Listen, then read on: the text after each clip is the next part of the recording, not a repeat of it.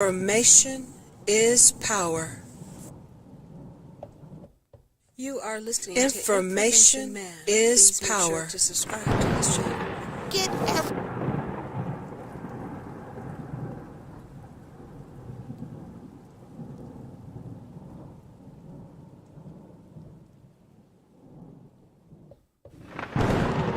Tell the truth.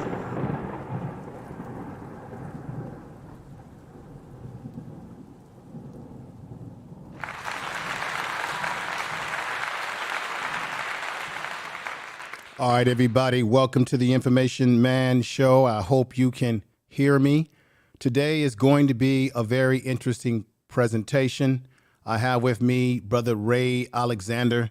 We've had two videos under our belt where we've talked about the issue of reverse migration, whether it be black people moving from California to the South, or whether black people living in Detroit in the Northeast should move out of the Northeast to the South, and we have these Rust Belt states. We're going to get into it and examine as it relates to Buffalo, New York today. Should black people in Buffalo, New York, given the long-term circumstances, when we all know about what happened with that white supremacist that went in there and took the lives of elderly black people. But what they're not telling you on the news, which the Information Man Show is going to tell you, is the disparities, the long-term disparities of the history of black people in Buffalo. Today, we're going to talk about the history of black people in Buffalo, from the glory days of it to where it's declining now. If I'm not mistaken, ladies and gentlemen, their poverty rates is at about 30.5%. Tell the truth. In Buffalo, New York. That is unacceptable, and black people are not making it there. There's a reason why they only had one store, which we call the top store, where that horrible massacre took place. Today, you're going to have a better understanding why this is happening, why black people are being gentrified, and why black people in Buffalo, New York should consider moving to the South. And the reason why we say the South, because that's where our numbers are stronger. That's where we could come together as a people and have stronger political power, social power, and economic power, because our numbers are stronger when we're together in unity. And unity means of having like-mindedness versus us being scattered all about across this country. Everybody out there, thank you for being here. This is the Information Man Show. Let's get at it. You are listening to Information Man. Please make sure to subscribe to this channel. Peace.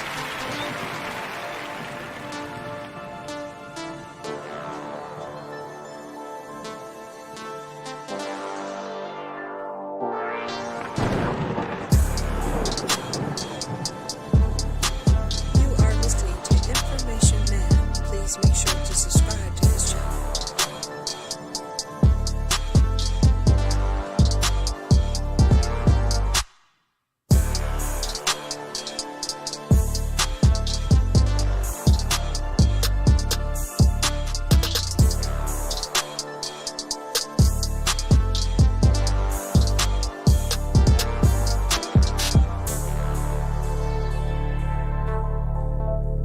You are listening to Information Man. Please make sure to subscribe to his channel.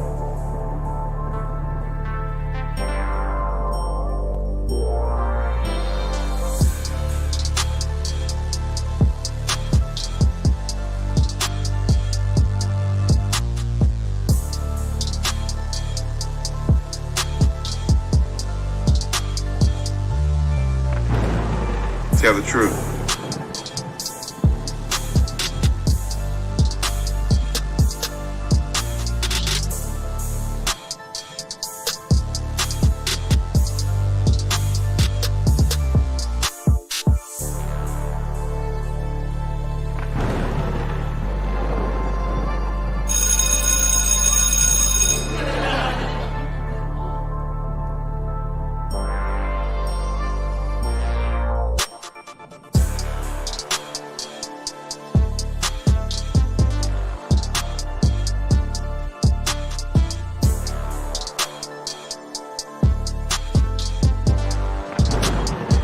Information is power.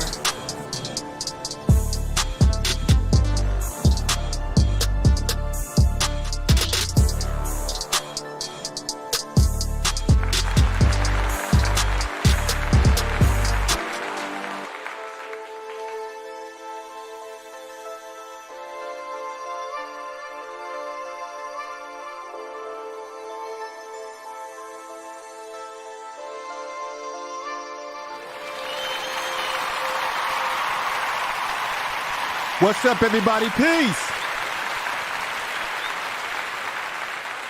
Thank you, everybody. Thank you for being here today.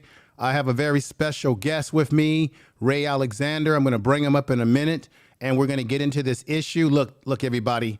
Look, we can do the sexy videos. We can get into sexy issues. I know that brings a bigger crowd. People love the sexy issues. This issue may not be as sexy as others, but it is the facts. It is what we need to be focusing on. We need to be focusing on what is affecting black man, black woman. I'm going to say it again. We need to understand what's affecting black man and black woman. We need to really be focusing on what's happening to us and do what is in our best interest. So me and Ray Alexander are going to go over this. We're going to show you some stuff that will startle you. I'm going to go over a list of redlining that has taken place in Buffalo, New York. We're going to go over a timeline of their history when black people were doing incredible things in Buffalo, New York, and as things started to decline over the years. I'm going to take you from the first housing project area that was in Buffalo, which is the beginning of the end. We're going to talk about Buffalo, New York, how they have this bicycle tour where they take you on a tour through bicycle rides of all the well-known famous places in Buffalo, New York, where black people put their input in. This is very important to understand this, but this will all lead you to understanding why they only, for those of you out there that kept saying or were wondering, why is it they don't have proper bus transportation to even get to that supermarket where they had that terrific massacre, that horrible massacre? Why is it that black people in this community only have one grocery store? What is going on? Joe Biden goes out there and he lays some leaflets down. He talks a good game. But what they really needed in that community is they needed money infusion. They needed an economic infusion to help them deal with the poverty, help them deal with the fact that they are in a food desert. By all means. For those of you out there watching me on Facebook, I want to thank you for watching on Facebook, Twitch as well. And of course, I'm a part of the BS3 network. Brother Ben out there, I want to say shout out to him and all the family there that have welcomed me into the BS3 network, excuse me. And let me hit these here to make it very clear to you. BS3 Network, changing the way you watch TV. You are now tuned to BS3 Network. BS3 Network is now on Roku TV under BS3 TV. Download today. All right, there it is.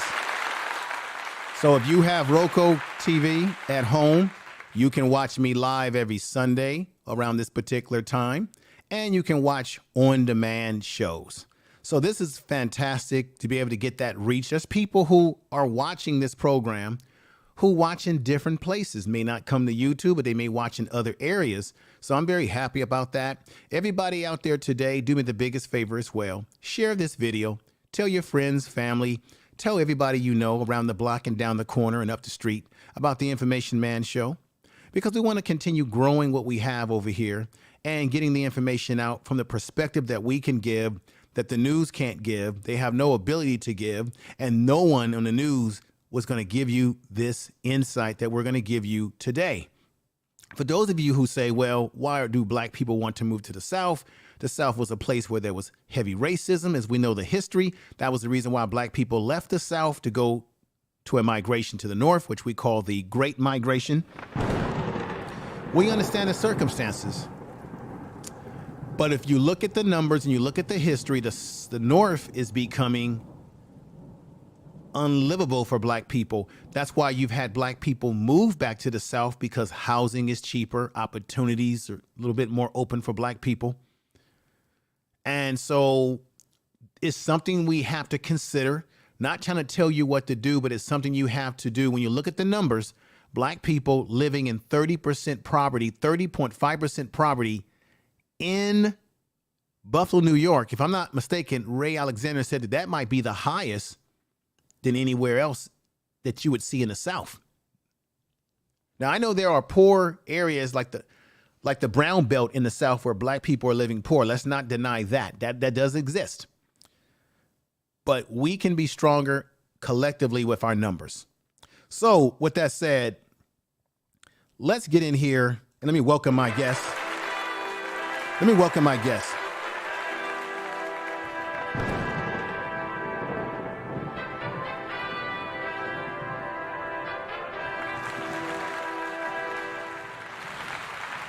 All right, my brother, Ray Alexander, thank you for being here, brother. Let's get going.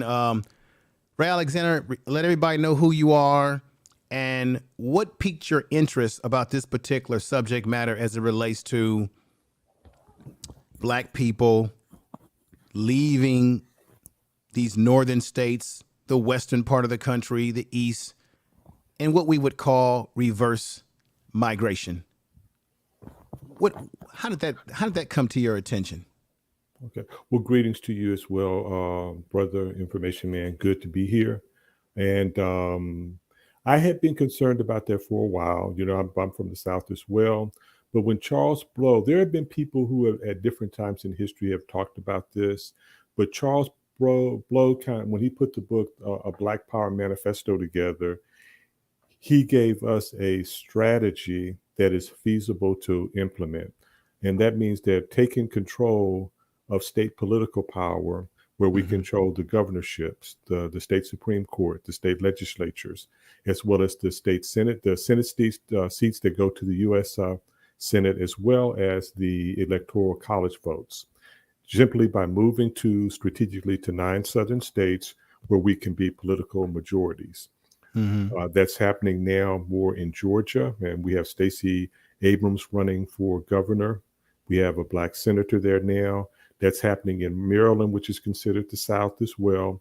Yes. When you about to sit, and we have about 4 brothers running for a brother running for governor, brother running for attorney general, secretary of state, as well as the Supreme Court in the state of Maryland. So we have the power, and this is all within the framework of the political system. This is where, but what this goes through, this is a part of the encouragement of Black labor, white wealth that was discussed by Dr. Claude Anderson. When you have concentration of people, you can control your political reality that can also help you establish and maintain your economic realities. When we moved to the North, because of the racism, because of the racial terrorism of the South, there were no welcoming committees for our great-grandparents.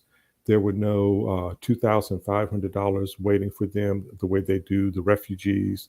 There was no incubator talking about how you can get businesses and sell them to the city or the county. They went there and made a way out of no way. Yes. They built up places like Chicago, Detroit, developed major businesses everywhere they went or where our ancestors went.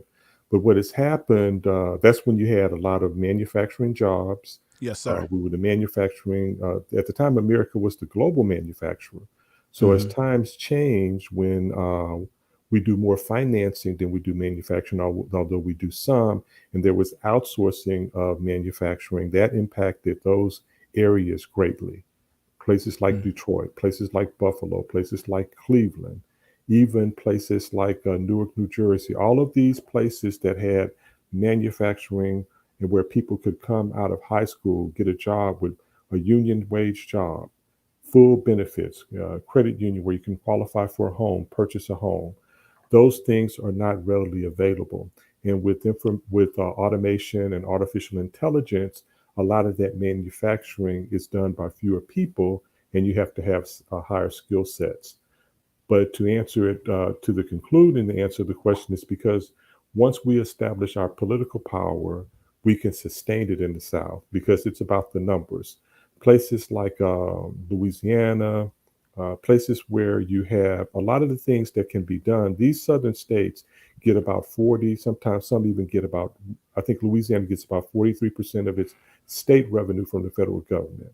So Yes. what we can do is, being governors, being secretaries of states, attorney generals for those states, we can turn those monies, secretary of education in those states, where we can put that money to improve the education of the children in those schools, to fully fund the historically black colleges where they need to be funded, to really do judicial reform, prison reform, and stop just locking up people. Because when we invest in children and give them an excellent education and give them the tools that they need to prosper, then we'll have fewer needs for the prisons. There's the things that a few blacks are doing, making it hard for, as far as criminal activity, making it hard for many. We want to basically give them the opportunity to become their best selves by investing them in as children and as adults. There are a lot of things that you can do with grown men. When you give grown men skills, you've got somebody that's going to be a dedicated worker for a long time.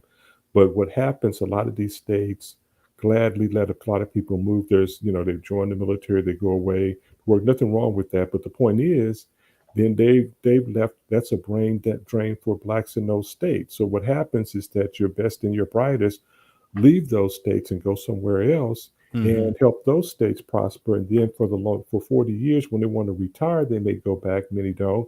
But all those years, you've had people in positions of power and authority that affect the school system, that affect Yes. the judiciary, that impact every area of life is controlled at that state level. Even if you control something at a city level, the governor can override what you're doing. Okay, Go for it. let me do this. I'm going to greet some of the folks in the chat room. I'm going to periodically pull up what they're saying, because people are saying some incredible things in the chat room. We have Miss Reps here saying, come back to the South fam. We have Kimberly. She says here, Information Man Show. I don't know if anyone mentioned this, but I think the possibilities of home ownership is easier in the South than in some places in the North. You're absolutely right. Ray Alexander and myself, I have two videos on my channel if you want to look at them. One focusing on California and the other focusing on the issues around Detroit. And it is very clear that it is cheaper for us to live in the South than it is in any other part of the world. However, you gotta take into account the difference in the economics in terms of the pay scales. Like, for example, I live in California. Very expensive here. We do get paid more, but our price of living is high, so it has to balance itself out one way or another. But black people in California, we're being gentrified out of California. Black people in Los Angeles are starting to disappear. They're being moved into further and further away from Los Angeles into places like Riverside. In San Francisco, where I lived at for many years, black people are becoming almost invisible. We're being gentrified out of there. We've moved over to Oakland. I lived in Oakland for some years, at least a decade. And now we're seeing that the places in Oakland are becoming desirable by other people who don't look like us. And even in Oakland, black people are starting to be gentrified. If I'm not mistaken, Oakland has lost about 25% of its black population. It might even be more than that now, because people are moving further and further out. Ray Alexander, from your estimation, brother, is it a lot easier for black people to buy housing in the South? I would say yes, because it's more affordable. And you do have you have institutions, sometimes you have state governments that have the what we call housing finance authorities in the South. You have credit unions, many times at your jobs but if it's more affordable, and a lot of these expensive northern cities, you're talking about places like New York, 400,000, 500,000, but you're talking about in rural areas throughout the South where you could get something for 175, 200,000, 225, even in certain urban areas. Now, there is a concentration in some of the major cities, but most of the southern cities, suburbs, southern rural areas are more affordable. So if you go through everything to develop, to purchase property, you want to do it where you can keep it in the family long term, where it's more affordable. and where they're helping you, where they do want to see home ownership. But I believe the affordability factor and access to capital would be the reasons why it's better in the South. All right. Let me say peace and respect to Empress Queen. I believe she lives in Georgia. She's in the South, so she can definitely give us some insight into this. And many people in the chat room that are living in the South. We got Queen, I Know I Am. She's in the house. She says the only part of New York that pays well is New York City. Everywhere else in economic struggle. We have Eddie Thornton in the house saying black people in California are moving to Nevada, Arizona, Oregon, and Utah. That's a fact. That's tell the truth. Tell the truth. I know that for a fact because I've been thinking about when I retire. I want to move out of California as well. And Nevada is like Texas. It doesn't have any state taxes, but your utilities are very high in Nevada. So people are moving from California into places like Oregon and Texas. But what's happening is that eventually as people flood in, it could raise the price of living in some of those areas. It just depends. But anything's going to be cheaper than California and some of these northern states where black people are not getting any. How do we say it, Ray? Black people are not getting their political benefits like they should, living scattered about in these northern states. Would that be correct? That is very much correct. And even though I do understand about the brothers moving to those states like Nevada, Arizona, those will be Hispanic-controlled states. Right now, California, Arizona, what's the next three? New Mexico, Texas, will be Spanish-controlled, as well as Florida. So even if you're moving into those states, you do need to have senators in Washington that can stand up for you, similar to the way that Joe Manchin stands up for West Virginia and blocks a lot of things that could be, and that's just one person in a small state of 3 million people. So it's good to go to those states, but we have to now be more strategic because we're not just talking about you moving for yourself. You're actually looking at what will be the opportunities for your grandchildren. That's what you're really looking at. Will your grandchild have a good education? Will they have an opportunity to become a governor, a senator? Will they be able to prepare academically to go to West Point, Princeton, or Morehouse, or wherever they want to go, but they will be academically prepared because you control the situation. Right now, senators like Cory Booker, they're dependent on other populations to maintain that. So they really can't stand up for you the way that Joe Manchin stands up for West Virginia. But say, for instance, once we have a coalition or a political majority in places like Georgia and Maryland, then you'll have senators to say, we're going to block this nomination until you put this investment into historically black colleges. We're going to block this nomination until you do the complete repair of the water and sewer systems in Jackson, Mississippi, or you're not getting this pushed through. And that's what Joe Manchin does for West Virginia. He holds up the entire bill, and that's a state of 3 million people, and we have something like 46 million black people, and we need to be represented. Right, but check it out. You just said it. Joe Manchin doesn't give a damn about the politics for other states. He's concerned about the people that he represents in West Virginia. And that's what we need. We need that. I wish that some of our politicians would take that same stance in terms of our black politicians when it comes to black people and what we need as a constituents of them. Let me just read this brother here, the Kali. He says, most people in Oakland have left, and he's correct about this. East Oakland looks different than it did in the early 2000s. Brother, I go back to living in Oakland in the early 90s. It looked even different, even more than even the 2000s, brother. So I know what you're talking about. But he's right. He says it looks different than it did in the early 2000s. And he says, I'm leaving California. I'm going to Georgia. I have no problem with you doing that, because the only thing that's keeping me connected here is my career, my child. But eventually, when I retire, I'm getting out of here, because I can live a lot better in my retirement if I leave California. I'm getting the hell out of here. I've made that decision. I've been thinking about it for a while. Let me shout out some other people. Thank you for the $5 super chat, my brother. I appreciate that. Thank you. Thank you for the super chat. I really appreciate that. We got Angelica in the house. She says, hey, good people, sorry, being late info. It's all right. I want everybody to stick around with this tonight because we got a lot to go through. Take your notes, listen up, share this. We need more of this type of content within YouTube. We really do. And I know it's hard because people want to see the bam and the pow stuff, but we really need this sort of stuff. We really do. And I'm not saying this to be smart. Let me go. We got Old Reliable, who I think said earlier and said that they said they're not capping that black people need to move to places close to water.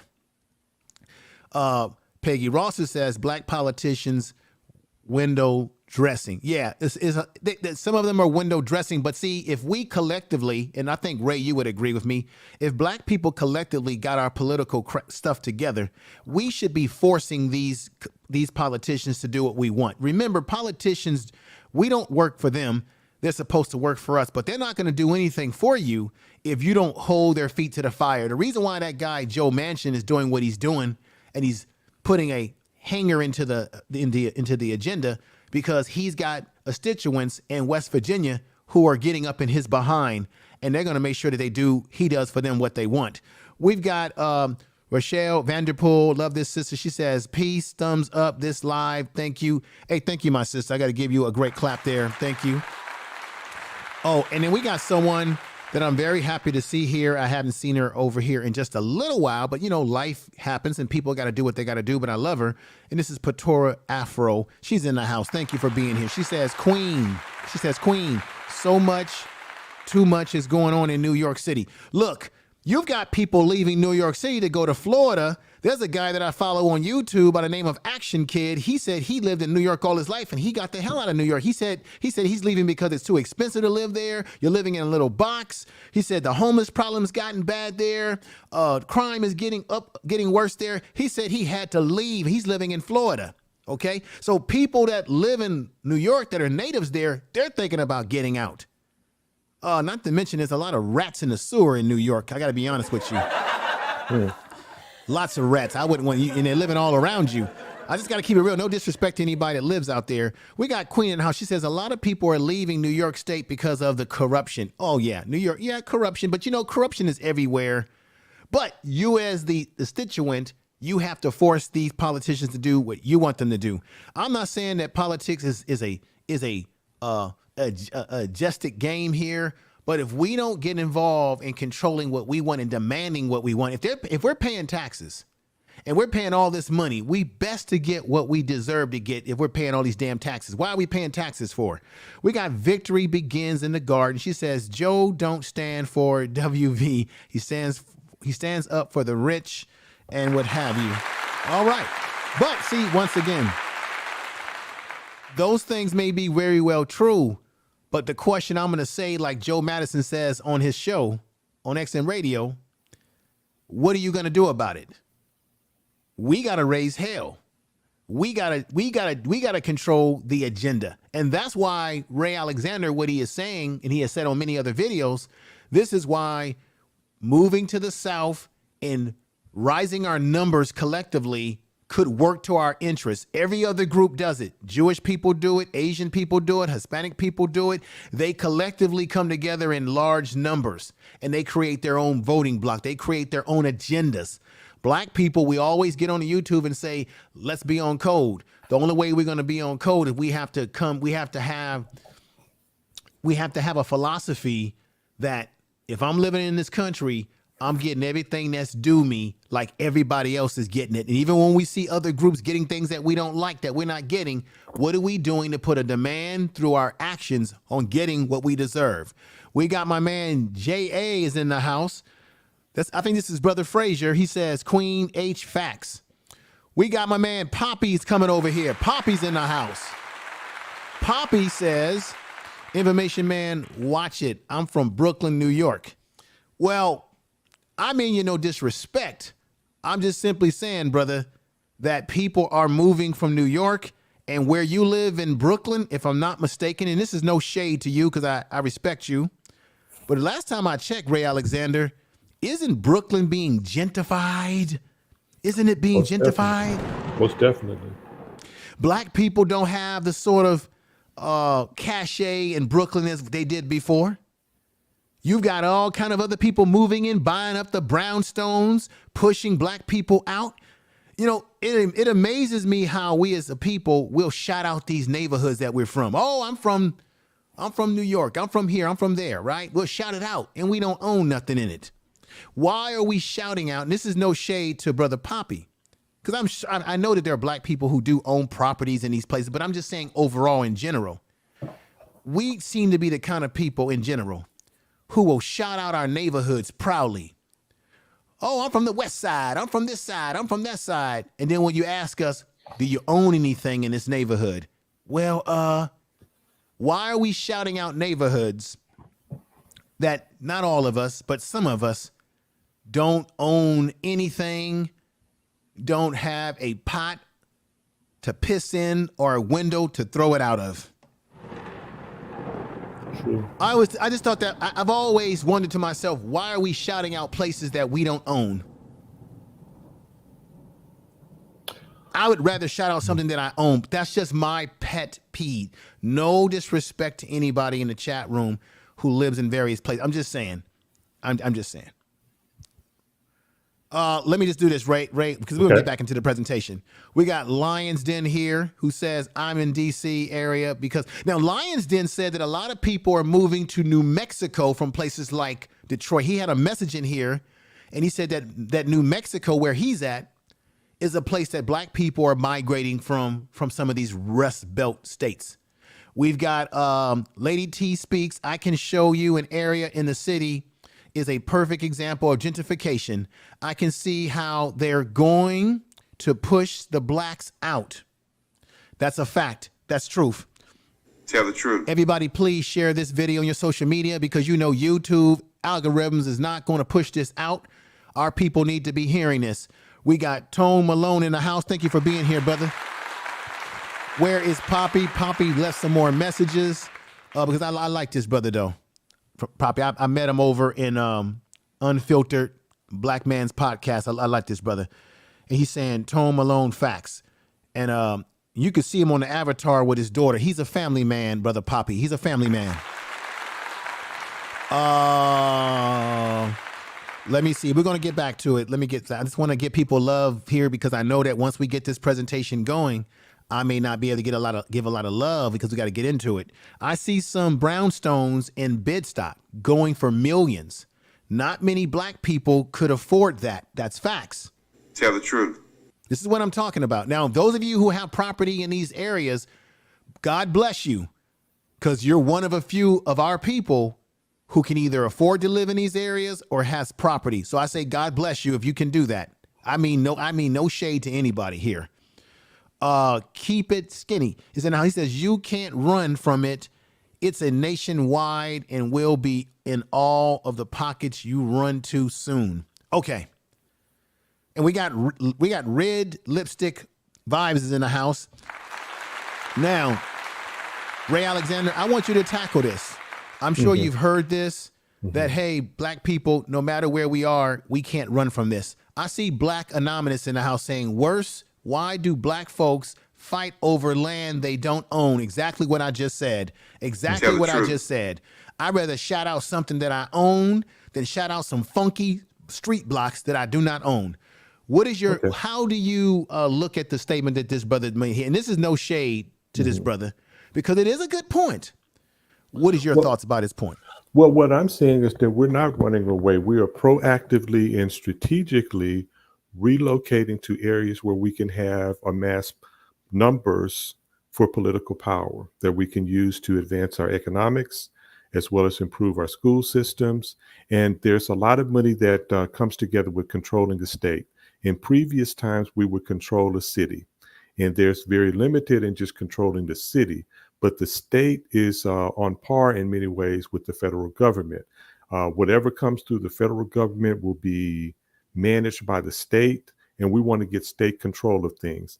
And right now, there are a lot of rural areas. There are going to be certain urban areas that are going to have high prices, but they're going to be lower prices in rural areas. Right now, we have population increases, and rather than have another couple of generations pay in places like New York, Los Angeles, where their grandchildren will be basically locked out politically, locked out economically, put them in positions so that they can control school systems, put Right. them in positions where they can be chief of police, put them in a position where they can be a mayor, city council person, a senator for that state, a Supreme Court justice, a state district justice. When you have Black majorities, that's what you're dealing with. Because in a lot of these states, you're still dealing with people who are, who long term, you have a significant percentage of Blacks in a lot of states like Louisiana, but they're still dealing with traditions of other people who are in major positions of authority, like that woman that a couple of months back had to resign when she was a judge, and she was calling a guy who I think tried to steal her car the N-word. And they were actually just having fun, so-called fun, calling the guy. That happened somewhere in Louisiana, but she's resigned now, and they placed a Black woman in her position. Those are very powerful positions. You're going to get to a state district judge before you get to, and you never maybe get to the Supreme Court level, but you're going to see a state district judge. You're going to get to a county district or a city level judge for all types of things. And it's good to have people that have your understanding of life, who can respect what you've gone through. They're going to be firm and they're going to follow the law, but they're going to understand, was this something, a one-time thing? And so we need to have people who can put the resources together. The way the sister who is the mayor of Baton Rouge, Louisiana, who used private funds to do the Our Brothers Keepers program for young Black boys in Baton Rouge, because she saw the need to make sure that they're going to learn in school. So there are things that we can do. And she's the president of the county, which they call a parish in Louisiana. And she's also she's the mayor of East Baton Rouge. So you have people doing things like that, but we need to see more of that happening. And we're not asking people to do anything drastic. We're asking them to strategically relocate for power. And one of the things I noticed when you read the reviews of Charles Blow's book, Black Power Manifesto, when you go into the comment sections, people are telling him, especially large Jewish people, they're saying, please do this. They're saying, control your own destiny. So other people who understand the importance about being in power to stand up for yourself are saying, do this. You don't want to be dependent on someone else like a Charles, Manchin, or whatever his name, the brother of Senator Manchin from West Virginia, blocking a whole program that could have helped a lot of our people. Let me go ahead and do this. Let me put some stuff up on the, I'm going to read this. Everybody, I want you to bear with us. I'm going to read this. So this is the beginning. Let me see. Let me go to the top here. I want to go to the top.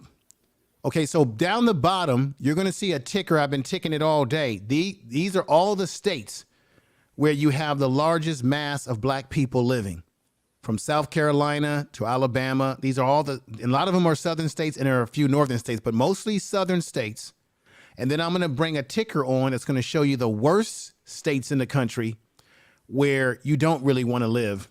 Now, it is time for Blacks to leave economic declining Rust Belt cities like Buffalo and return to the South for a better life. That's the theme today. The Rust Belt referred to the deindustrialization of economic declining populations, loss in urban decay due to the shrinking of a once powerful industry. Remember, Black people left the South. I don't need to give y'all a history lesson, but y'all know this. Black people left the South for economic opportunity to get them not only away from racism, at least that's what they thought, but for economic opportunity. It was called the Great Migration. And when they migrated, these were the industries that were big, but now they have declined as of right now. They've been declining, and they've gone. Such as steel production, automobile production, manufacturing, coal mining. In the 20th century, local economics in these states specialized in large-scale manufacturing. So in New York, Detroit, you had that's why they called it Motor City, right? They had the motor vehicle companies, right? You had in places like Cleveland, Ohio, you had cannery companies. You had industrialization. You had companies where Americans were building American products for Americans, and we didn't auction off the resources in the workload to cross seas.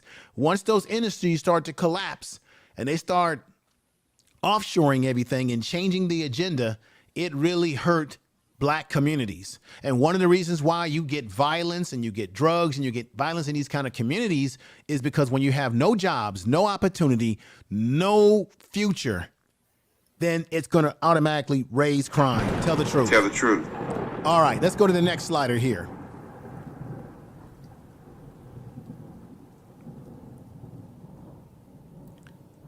Now, I read that already.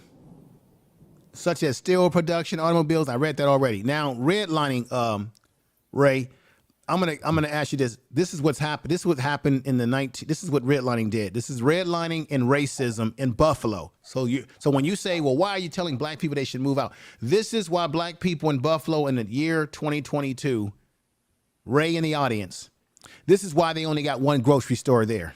Okay, let's get into it. Racism was pervasive. Beginning in the 1930s, banks, employees, racist housing practices, including redlining. This meant that Blacks had difficulties attaining a loan for housing outside of a small area. And even today in the 21st century, Black people still do struggle to get a loan, especially when you're trying to expand a existing business. Black people get turned down at 54% to expand an existing business with a business loan. White people get turned down at only 24%. This is truth. Go look at the numbers. Tell the truth. It is truth. Let's go into here right here. Redlining was created in a highly segregated city. This is Buffalo, New York we're talking about, and all across this city, once in which race tension sometimes it flourished. It also created a cycle of poverty. So because of racism and redlining, Black people not being able to become economically strong, being scattered about as they migrated into places like Buffalo, it hurt them in terms of what we already know, ladies and gentlemen, generational wealth. It created poverty, a permanent poverty class, okay? Dr. Claude Anderson talks about this, with Black families struggling to make ends meet. Okay, now I'm just going to give you a nice summary as I get back to my guests and we get into more stuff and we play a clip of Charles Blow for you. Matter of fact, let me give you the history. This is a little bit of a brief history of Buffalo from 1900 to 1950. It won't take a long time, everybody. Just little brief clips I'm going to show you. Check this out. They had a Pan-African Expo protest called the Negro Exhibition in 1901. That's when they were coming of age as Black people in this place. You had the Niagara movement founded in Buffalo in 1950, founded in Buffalo, New York. You all heard of the Niagara movement where you had W.E. Du Bois, you had some of the intellects of the day, and they came together to create a strategy to make demands on the poor treatment and the poor human rights treatment of Black people in America. They came together to devise a plan and strategy to get Black people what we deserved. This was the Niagara movement founded in Buffalo, New York, if you didn't know this, in 1950, where they were demanding rights, their rights. Then in 1910, there was a place called Little Harlem opens a hotel and music club. This was a big deal for Black people in Buffalo, New York, because it was sort of a hotel, a supper club, music, dancing, jazz music. You know how important that was to Black people in the 1910s. So this was very much an accomplishment, having your own, owning your own. So Black people did own their own in Buffalo, New York at one punch a time. Right here. Tell the truth. Broadway Auditorium. In 1910, it was a sports and entertainment complex. Very important because this was another important facility that was controlled and operated and owned by Black people that they were very proud of. That's in 1910. This is all in Buffalo, New York. You just need to know this history. Right here, Buffalo, New York, the Colored Museum. The Colored Museum, and I'm going to show you what that Colored Museum looked like. When I show you this slider, ladies and gentlemen, let me go up in here and give you a little bit of the Colored Museum. Right across the slider here. So you can see that on my screen. It's called the Colored Museum, and the Colored Museum Club now in Buffalo, New York. Okay, you see that on the screen. And this is inside the museum right here. I want everybody to see this on the screen, and that they're inside the museum looking at the exhibits and things of that nature. Let me also give you another breakdown. This is population right here. Population, the blue is for white people. The majority of white people that live there are 74% over the years. Black people coming in at 62% and Hispanics at 51% in terms of the growth. Okay. This is a picture of those black people that were part of the Niagara movement back in the 1950s when it all broke off. So I just want y'all to be aware of this. And let me make sure that I have my numbers right. The Niagara movement was in the 1950s. I was correct about that. Just double checking. Always double check. This is something else that they got in this community. It's called African American Heritage Corridor. This is in the community of Buffalo, New York. If you have not been there, this right here was a land trust. The people were protesting because they're saying, hey, we need a land trust. We need to be able to own businesses. You see, at one point in time, black people had businesses, and then they started to decline. These black people here are demanding. Okay, this is another example of black people who worked in factories right here. What I'm going to do is I'm going to enlarge this just for a moment, Ray Alexander, for the purpose for everyone can see this properly. So these are black people working in the factories when you had factory jobs, and black people were employed and doing pretty well at one point in time economically. Okay. So let me show you. I'm just going to show you this again because people might not have seen this properly. So you see them, they're protesting over land trust. That's the corridor, the African American Heritage Corridor. Here is the members of the Niagara movement. You've all read about this in school coming up. This is a map of the landscape of Buffalo, New York. Tell the truth. Tell the truth. This is a beautiful bicycle tour that they have in Buffalo, New York, where when you go to Buffalo, you can take this bicycle tour, which will take you all around the city, showing you historical landmarks and spots where black people lived, where there were businesses, where they were flourishing at one point in time. But things have really, really changed now. We're very far from that. And once again, that's the Colored Museum Club. Okay. 1918, racism in the museum union and local hotels give rise to a Local 533. So because of racism that they were dealing with in 1918, this Colored Museum has been here since that time. But black people had to form a union. They had to form a unity. See, I'm telling you, we got to come together as unity to fight against some of the issues that were going on in terms of racism. And so they formed a union called Local 533. So this is a little bit of the history of Buffalo, New York, as it relates to black people. I'm just giving you a summary, Tell the truth. Just a summary of the history. I'm not a Professor Gates or anything like that, and we don't have that kind of time to go that deep, but it is what it is. Let me give you, just so you can look at this, what the numbers are in terms of, and just bear with me, Ray Alexander, because this is very important. Buffalo, New York, the population, and everybody, I want to let you know, Ray Alexander is the one who sent me most of the materials for this presentation today.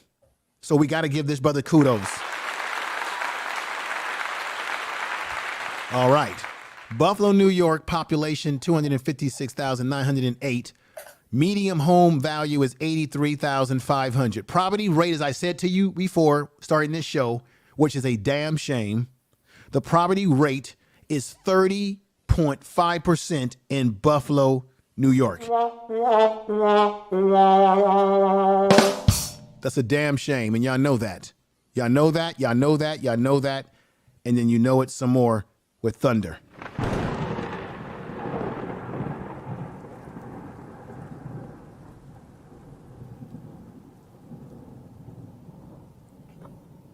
I want to show y'all something else.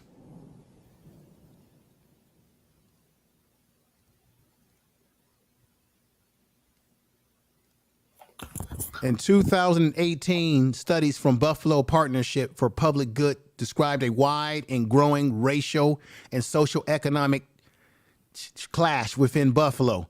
While racial segregation has declined slightly in recent years, economic segregation has increased, resulting in neighborhood conditions growing worse.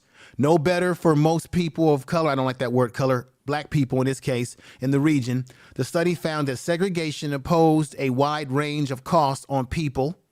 And you know what they mean when they say color, but we know what time it is, folks. Black people are getting the brunt of this, impairing their health.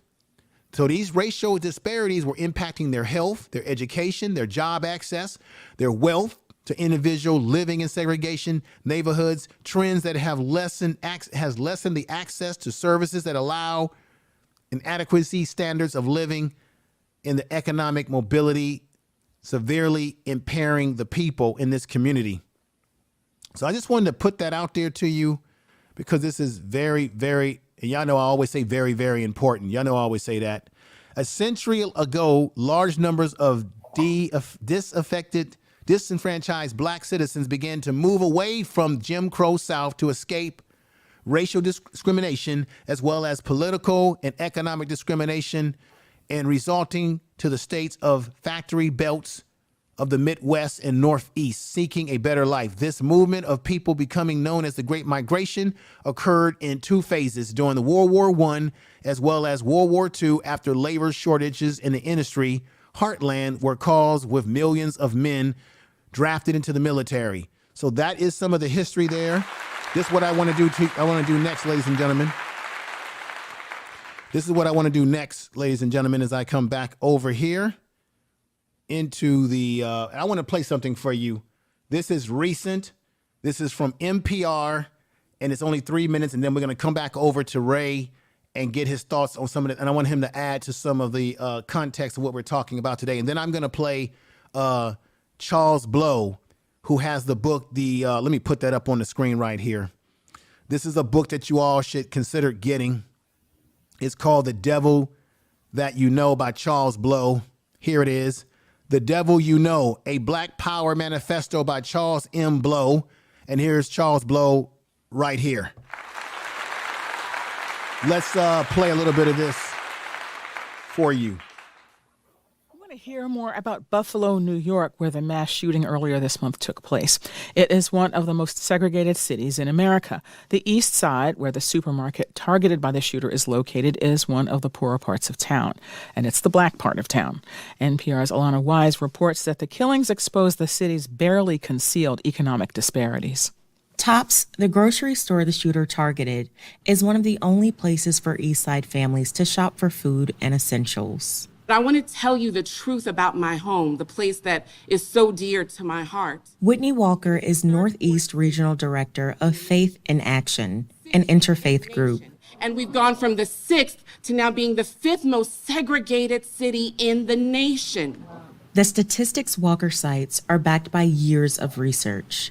The disparities extend to schools, transportation, employment. Her words come to life as you walk the streets of East Buffalo. On Jefferson Ave, where police tape still signals the crime scene. When our elected officials want to express their surprise and their shock that a mass murderer came into our community, I can't be surprised. Residents say opportunity is hard to come by, and Tops was never a great grocery store.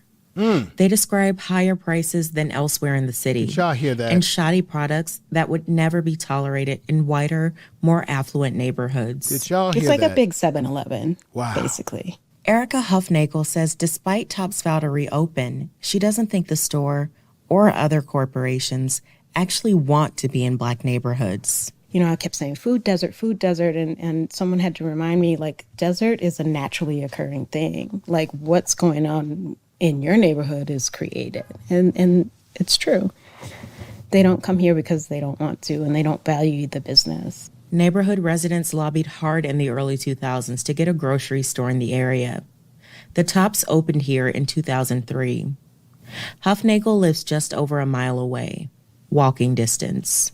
I'm trying not to get emotional because Saturday is when I do my shopping.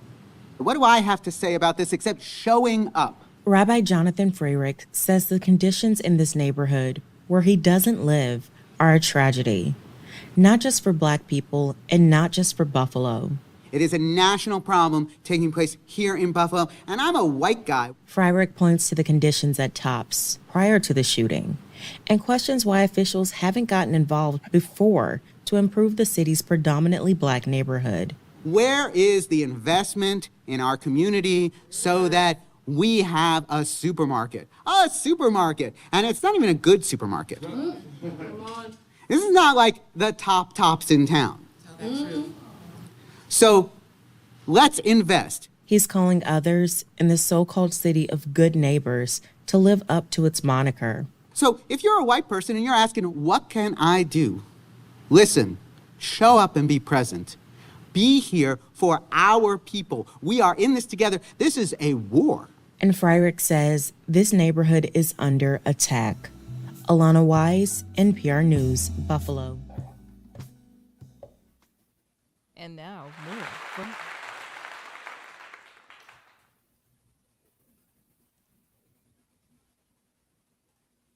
Biden spent the day in Uvalde, Texas.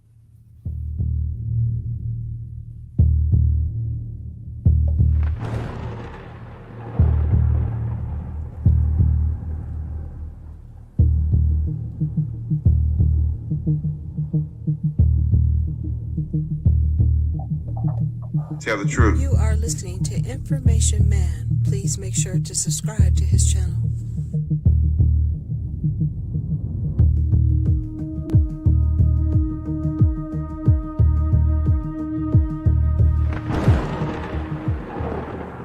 Okay, Ray, and everybody in the chat room, thank you for being here. We all heard it for ourselves. This is something that I had no idea about, that we're listening to people who live there. They say Tops was a horrible store. They overcharged Black people in this community. They sold them the poorest products. And this is the only store that they had in this community. This is basically a damn shame. And for those of you who are not sure about what the Rust Belt states are, let me put this up here as a map. See, we got Texas, you got, so this map right here, Ray, I want to make sure I'm correct here. Now that's the map of the South. That's the map of the South, not the Rust Belt, of course. Okay. So let me get you a copy. I think I can find that for you if you don't mind. No, okay, it's okay. It's okay. It's okay. Right. But these are this is what I meant to say. I'm sorry about that. This is the southern states. We got Georgia, South Carolina, Virginia, West Virginia, Kentucky, Tennessee, Arkansas, Mississippi, Florida, Louisiana, Oklahoma, Texas. Yes, they do have some issues in those states too.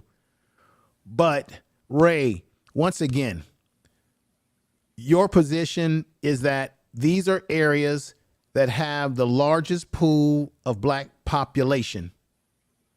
And if Black people can go to these particular areas and pull our resources collectively and empower ourselves, we would be a hell of a lot better off. That's true. And Charles Breaux is specifically talking about 9 states. If you look at Texas would not be included, Florida would not be included, neither would Oklahoma or Arkansas, Tennessee, or Kentucky or West Virginia. If you start with Louisiana, Mississippi, Alabama, Georgia, South Carolina, North Carolina, Virginia, Maryland, and Delaware.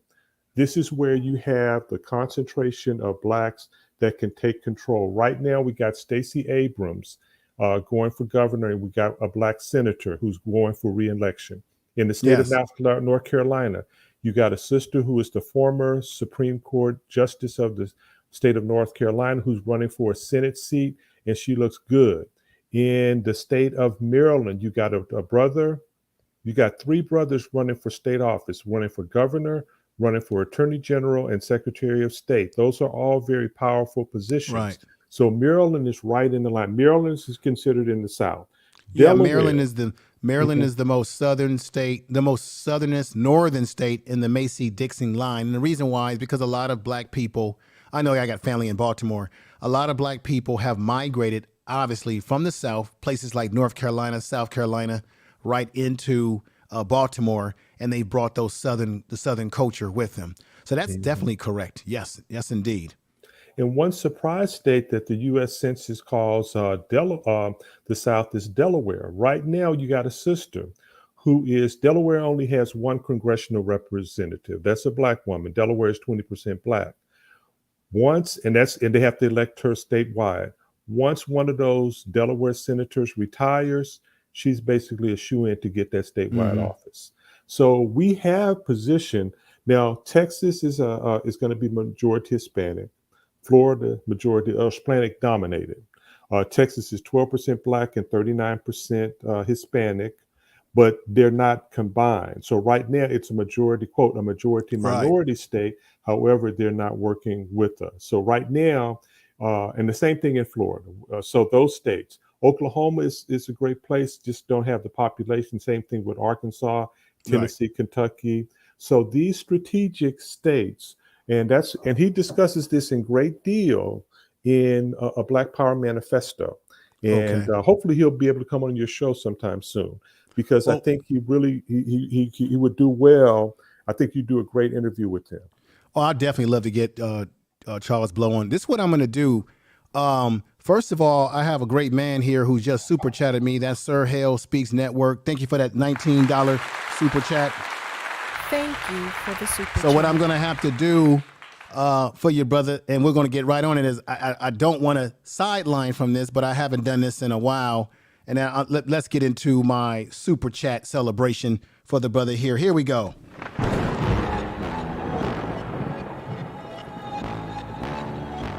Tell them run it up.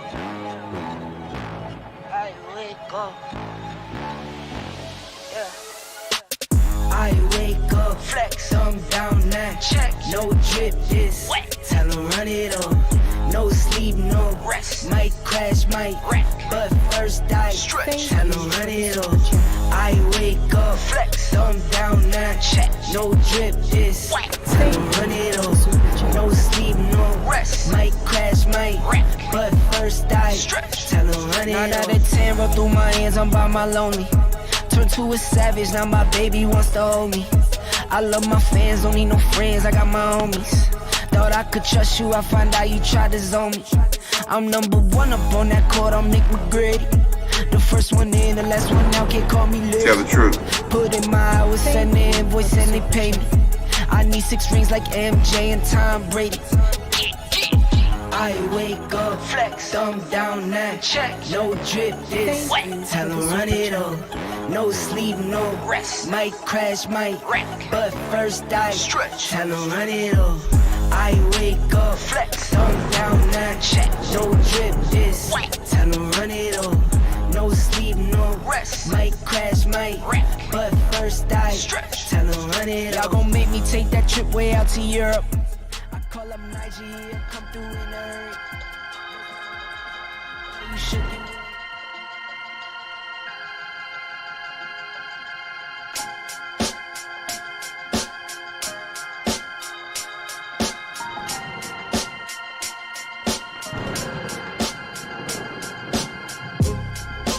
Peace.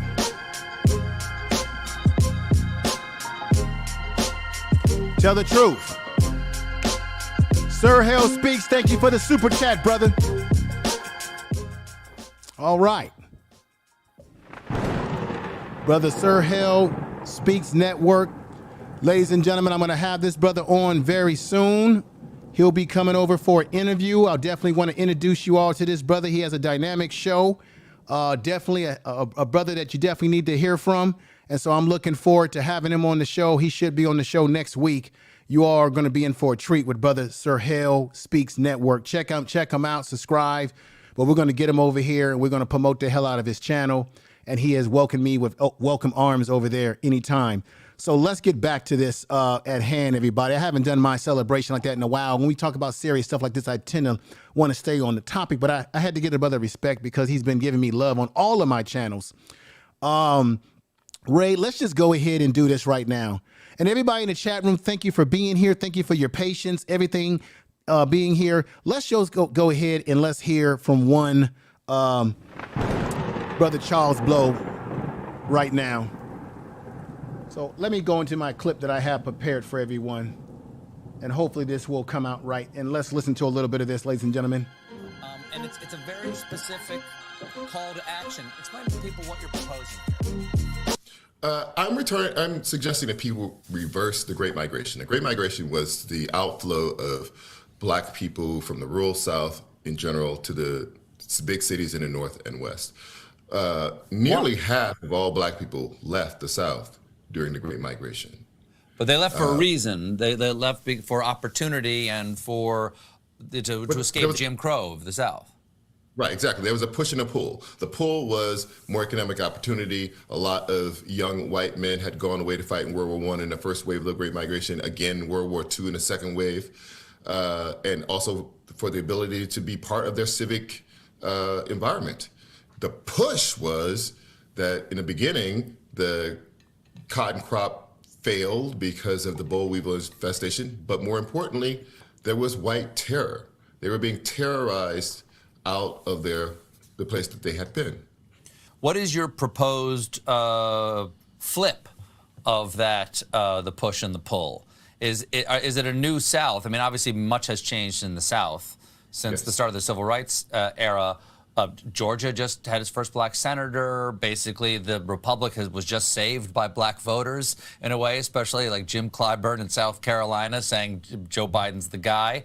What is it about this new South that you think would be most appealing, most beneficial to Black Americans? So the poll is very much the same. When Forbes does this list of places where the Black middle class is thriving, half of that list is in the South. When the Brookings Institute does its look at where median household income is increasing, much of that increases in the South. When you look at where Black-owned businesses are thriving, the number one region in the country is the Southeast. That's part of the pull. The push, strangely enough, just like the crash of the cotton industry, the pandemic may well be part of that push, because in the second quarter of last year, when we basically shut down the economy of America, the places hit hardest, many of them were those places in the North and West where Black people had migrated to. The Black unemployment rate in Chicago in the second quarter of last year was 3 times the unemployment rate of Black people in Atlanta. You live in Atlanta now. Yes, I do. It's an example of how the South is changing, how there's dynamic new economies in the South. Where else in the South is it changing? Where are the big draws right now?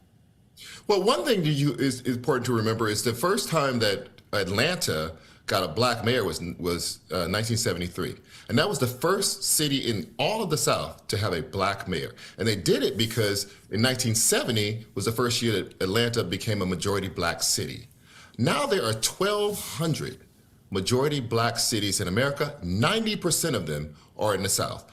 Almost every major city in the South now has a Black mayor.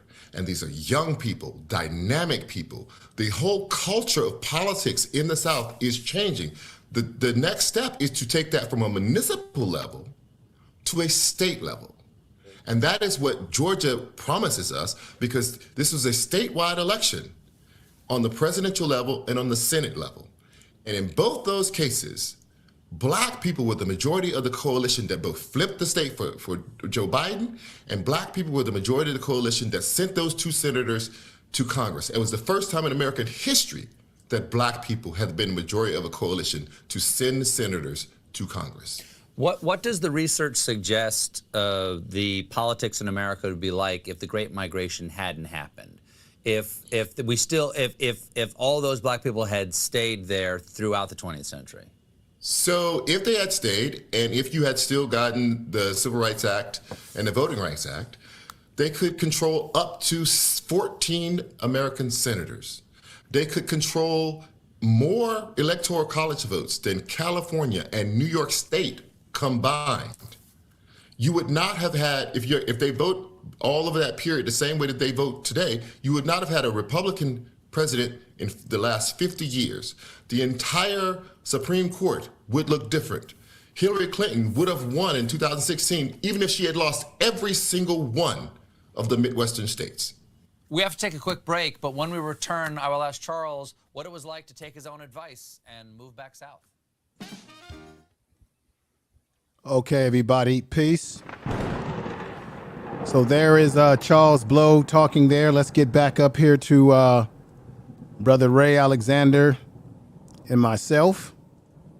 And let me take that off of there. And there we have it. Ray, that's the man right there, Charles Blow. And that's the book right there. Everybody try to get this book if you can. If you have not read this book, I know it's in paperback. They might even have it where you can listen to it, through talking book, whatever we call that these days. It's The Devil You Know, a Black Power Manifesto by Charles M. Blow, author of Fire and Shut Up in the Bones. With that said, let me just give a shout out again. We got Misunderstood in the house. We got Kimberly in the house. We got Brother Keith Weston who's come in. Brother Frazier GA is here. Empress Queen is in the house. We got Tammy's in the house. Highly Flavored is in the house. John Costner is reading. John is reading. He's in the house. We got my man O'Shea, the hobbyist, Queen, Brenda Johnson. I'm glad everybody could hear that. We got Fashion for Life. She's a mod in the chat room. Queen I Know I Am is one of my mods. We got Victory Begins in the Garden. And we got Big Dog, Philly OG. We got Brenda Johnson from across seas. She's a sister, and I know her very well. Let me take something off my screen here. I thought I had this taken off while I'm doing all that shouting out.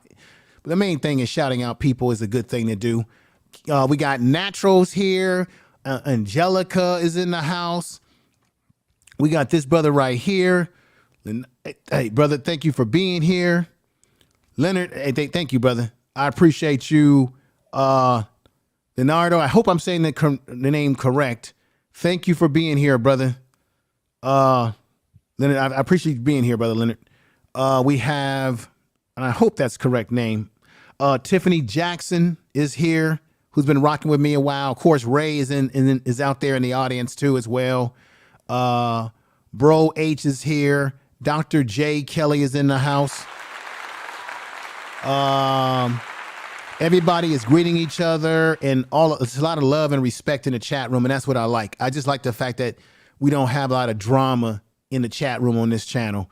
People seem to be getting along. There's nothing wrong with people having difference of opinions. Just be respectful about your opinion. It's just fine. But Ray, we heard from the great Charles Blow. What do you have to say about this, brother? You heard him. You've been talking him up. What do you have to say?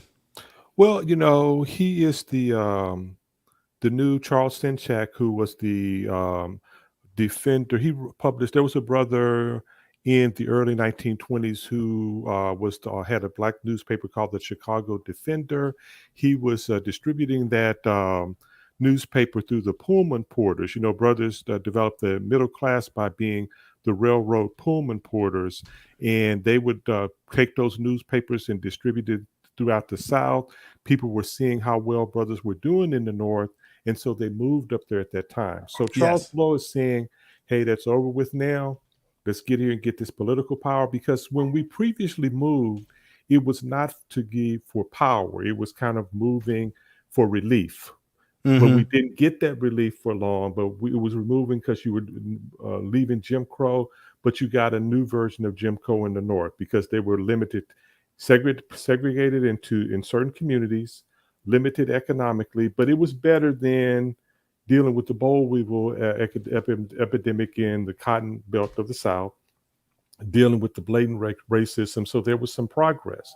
But right now, the reason that we have to implement the Charles Blow strategy is because there will be Hispanic-led states. They're going to be able to elect their senators that are going to take their interest. That's going to be California, New Mexico, Arizona, Texas, and Florida. Then the small white majority states like Idaho, Wyoming, Alaska, West Virginia, they'll be able to stand up for themselves. But we have to have politicians that we control. They can be black or white, but we will control them. When there's someone elected to the Senate in Georgia, they're going to be controlled by a majority black electorate. And they're going to have to do what that black electorate demands of them. And if we can get that through all of those southern states, and over time we can. Right now, I think we should be strategically looking at Georgia and Maryland. They're on the cusp of jumping over. If Maryland can get a small 20% white population to go for those brothers that are running for those state offices, that could flip it. Stacey Abrams was able to do that last time. Hopefully, it looks like she can do it again, because if she wins, she pushes Raphael Warnock back into the Senate with her. So it's very important. But we have to do this. This is not a luxury, because if we stay in these isolated areas, and it's only going to take about 20% of us to move, or of people who haven't moved already to move. What's going to happen is that we're going to be at the bidding of other people who are already showing that they don't care for our interests. Now, I'm a person of faith, and I love our people. However, just the way blacks were done in the state of Florida, Miami used to have a large black population, and Miami used to do all of the things that you see the various immigrants from Latin America doing throughout. And they were basically depopulated. They've been pushed through different places throughout. And you have a sister that's going against Marco Rubio. But what's going to happen is that they're going to basically the Cuban Americans who are going to lead that charge, or they're going to go with him, and we may not have representation. And the governor of Florida just now did not allow those two black-dominated congressional districts. He tried to take them off, but what happens is they're going to the state court to debate that. Because so right now, Florida is in that situation where you have a black population, but you don't have enough of the people to make the type of demands that you need. And that's the same thing in Texas. We don't have enough of the power to make the demands, but we can do that in other states. Because if we look at Joe Manchin from West Virginia, you can be a small state. Look at who voted to put the sister Ketanji Brown.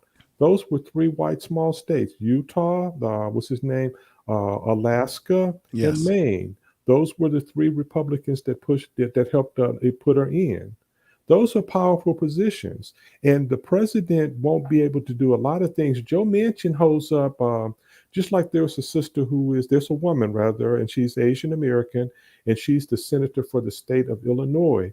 She held up all of his of Joe Biden's appointments until he addressed that Asian anti-discrimination or anti-violence bill. Okay. But we don't have anybody doing that for us. We don't have anybody in position. I'm glad you're bringing this back up. That gentleman in the white hat on the second row, that is W.E.B. Du Bois. Of the yes, sir. Yeah. Yes. Is that your frat? Is he in your frat? Yeah, he's a member of Alpha Phi Alpha fraternity. Okay. And thank you for pointing that out. As I was going over that, I kind of was going through things kind of quickly there, but thank you for reminding us of all of that. Yeah, pointing that out. Yes, that's him.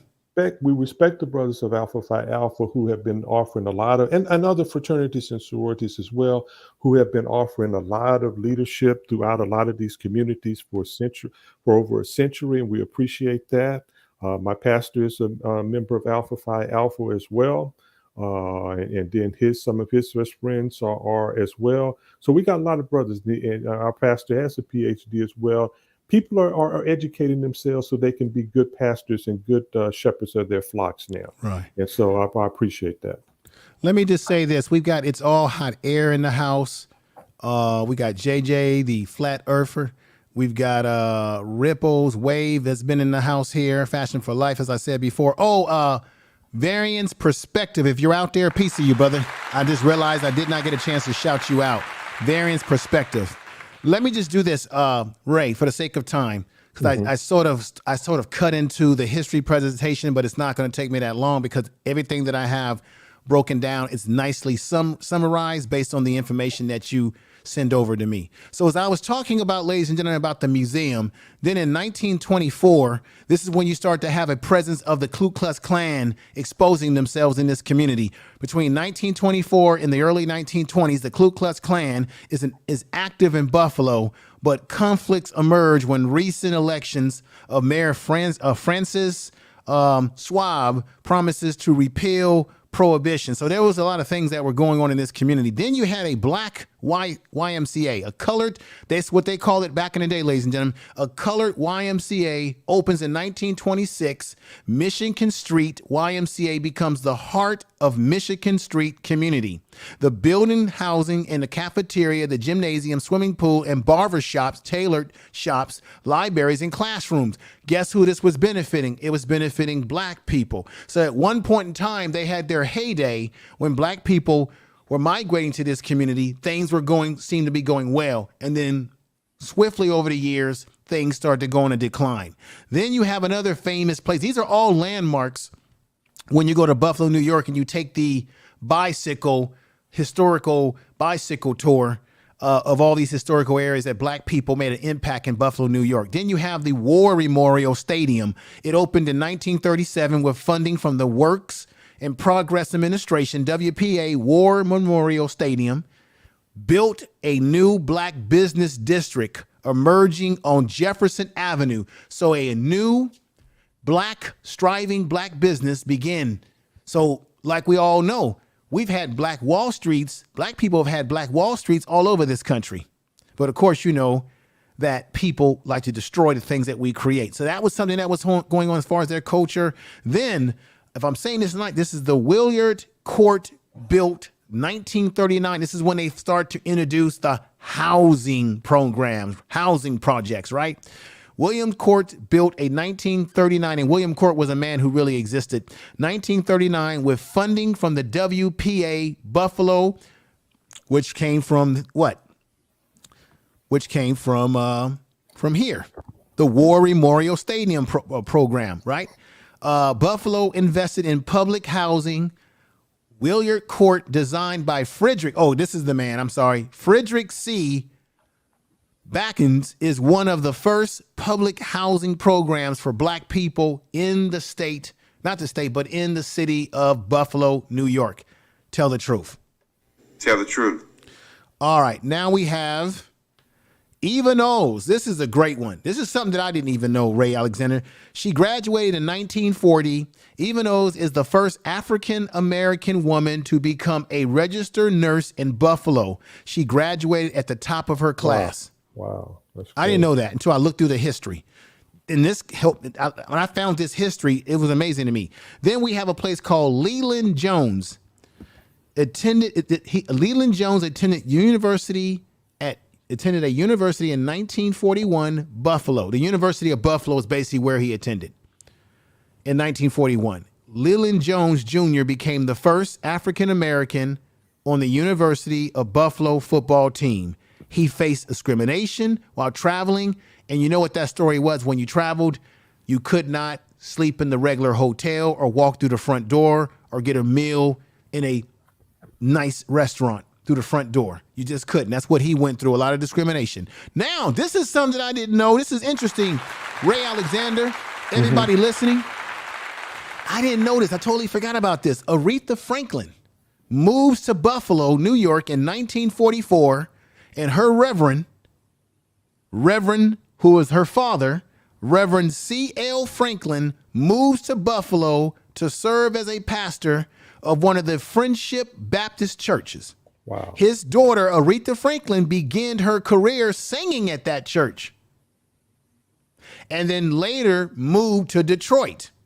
That's history. That's truth. Tell the truth. All right, I'm getting close to the conclusion of the history lesson here. Buffalo current. The results of decay, the discrimination policies, despite disparities in Buffalo, revitalization of the city remains entrenched in its historical mistakes for those living in the eastern part of Buffalo, which would be black people living in eastern part of Buffalo. Let me go into this little part right here. Number 2, graduation rates in life expectancy is low. Public transportation. Remember, you had black people saying that They didn't have public transportation to get to that top store. And now we're finding out that top store sold horrible food, gave them bad service, overpriced them. Doesn't that sound familiar? Didn't some of us grow up in communities where we had corner stores and stores that cheated us out of money, sold us poor goods for our services? Didn't we grow up like that? Some of us. Public transportation, more difficult. There is less access to healthy foods. What did we say? Meanwhile, pollution, which is, to me, environmental racism, ladies and gentlemen. Tell the truth. Pollution in law enforcement is higher. So pollution is high and lots of law enforcement in a community that's deprived of the basic benefits and needs that a community needs. What the hell are they doing up there, Ray Alexander? What the hell is going on here? Tell the truth. Well, now we got my man Book of Alpha Romney. This man is the truth, and I thank you for the $50 super chat, my brother. Let me just put him on the screen, Ray, and I'll come right to you. I just got to be respectful when I get people giving me love like this in the chat room. Book of Alpha Romney says, great topic. As usual, brother, we have to start using our purchasing power to force policies and change boycott. That's right. Thank you, brother. Thank you for coming over. I see we got Poppy back in the house. We got Search from Mariah T back in the house. Misunderstanding. Somebody else came in that man, we got a lot of great. 815 is in the house, man. We got some great people here. We got Brittany Dunn, who I'm glad who is over on the first channel. Thank you for being here. Brittany Dunn. Man, I appreciate that super chat, brother. Book of Alpha Romney. Man is real. Let me see. Just want to give people love. We got John, my man John Custnor is out reading. This brother says, it's amazing they keep avoiding the issue that the purpose of not investing in the east side of Buffalo is because the powers that be get paid and thrive off the gentrification, and they thrive off of gentrification. They get paid off of it. They thrive off of it. They're doing everything off of it, John. I appreciate you. Brother. Another super chat. We got the village here saying, $5 super chat. I thank you, saying more countries worldwide population growth stats. Between 2000 and 2019, Asians up to 81%, Hispanics up to 70%, and blacks up to only 20%. We are rapidly fading. Let me say this again. Let me read this again. More countrywide population growth status between 2019, Asians 81%. Well, I've already done a show about this. The Asian population will be the biggest population in this country by the year 2060, with Hispanics trailing behind them and Black Americans. I talked about this a couple years ago. We are going to fade away if we don't stop BSing around. This is why the gender war is a disaster. While we're fighting a gender war, other groups are having babies, populating and coming over here, getting the bag, while we're sitting up here arguing over foolishness. Makes me want to laugh to keep from crying. All right, Ray, you've been patient. I'm sorry, brother. Let's hear what you got to say. Go right ahead, brother. I'm sorry. No problem at all. It looks like we're going in the right direction of people understanding the importance of concentrating in areas where they can amass political power. And there's a sister also talking in the chat about the importance of county governments, wherever you are, all levels of government that you want to control. However, you want to do that in regions and in states where you can control that state government as well.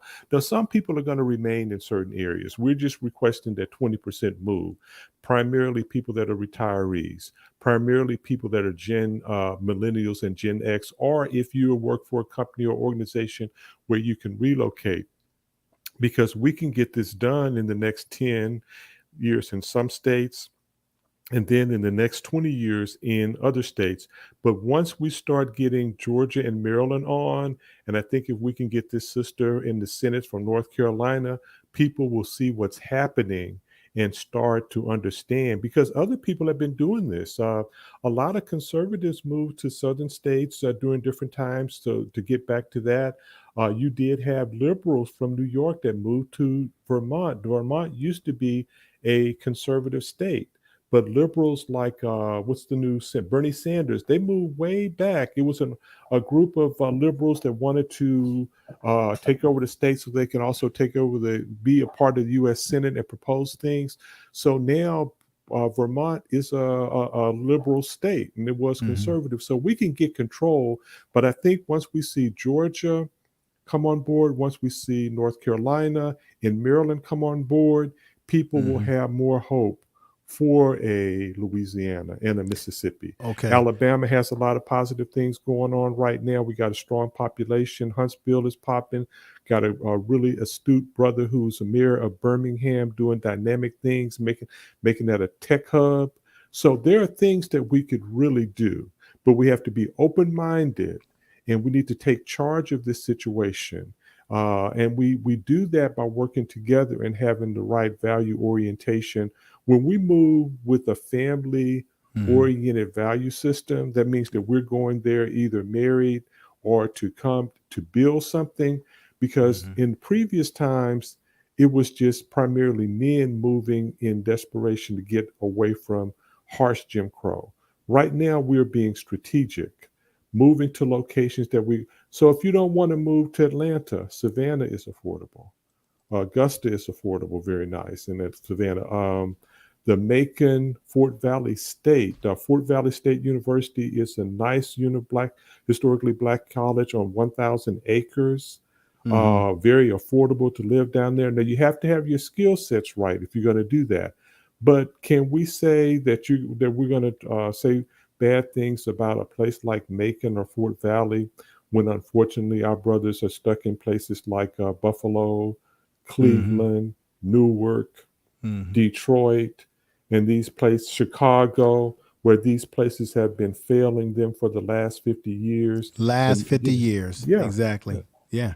But Ray, I want to ask you something, if you agree with what the sister is saying. She says, I don't know if this is the statement that you noticed in the chat room. And I'm going to follow this up with something that Fashion for Life was saying in the chat room. She says, Buffalo is 40% black, but the entire county is 18% black. And that is a problem. We need to not only think about cities, but the counties getting power on the county level. And I totally agree with her. Yes. And then Fashion for Life made a statement earlier in the chat room about us having group economics. Other people have group economics. What do you think about those statements that were made? I agree with you. That's where it's going to start at, the city and the county. That's what happened. I think that DeKalb County is more black than Fulton County in the metro Atlanta area. But you got to start somewhere. The only thing that about places like Buffalo, the city is in decline overall. The black population is not sustainable. The state of New York is not going to invest in upstate the way they're doing in the city, because most of their revenue comes from New York City because of the Wall Street and all of that. And so the things that brought people to Buffalo are no longer there. You don't have those manufacturing jobs. The school system, unfortunately, is not doing what it needs to be doing. It's not producing those brothers, like the brother with the PhD in pharmacology, I think Dr. Dunbar. And we need that to be produced. We need to produce teachers. We need to produce engineers. We need to produce business people. And so at this point, go where the opportunity is. In DeKalb County, there is a new shopping center. It's like not a shopping center. It is called the New Black Wall Street. It is a cooperative shopping center where people have their own booths and show their wares in a very affordable way. So they're trying to do that in Metro Atlanta. So there are places, but don't stay in a losing game. It's not going to work out for your grandchildren.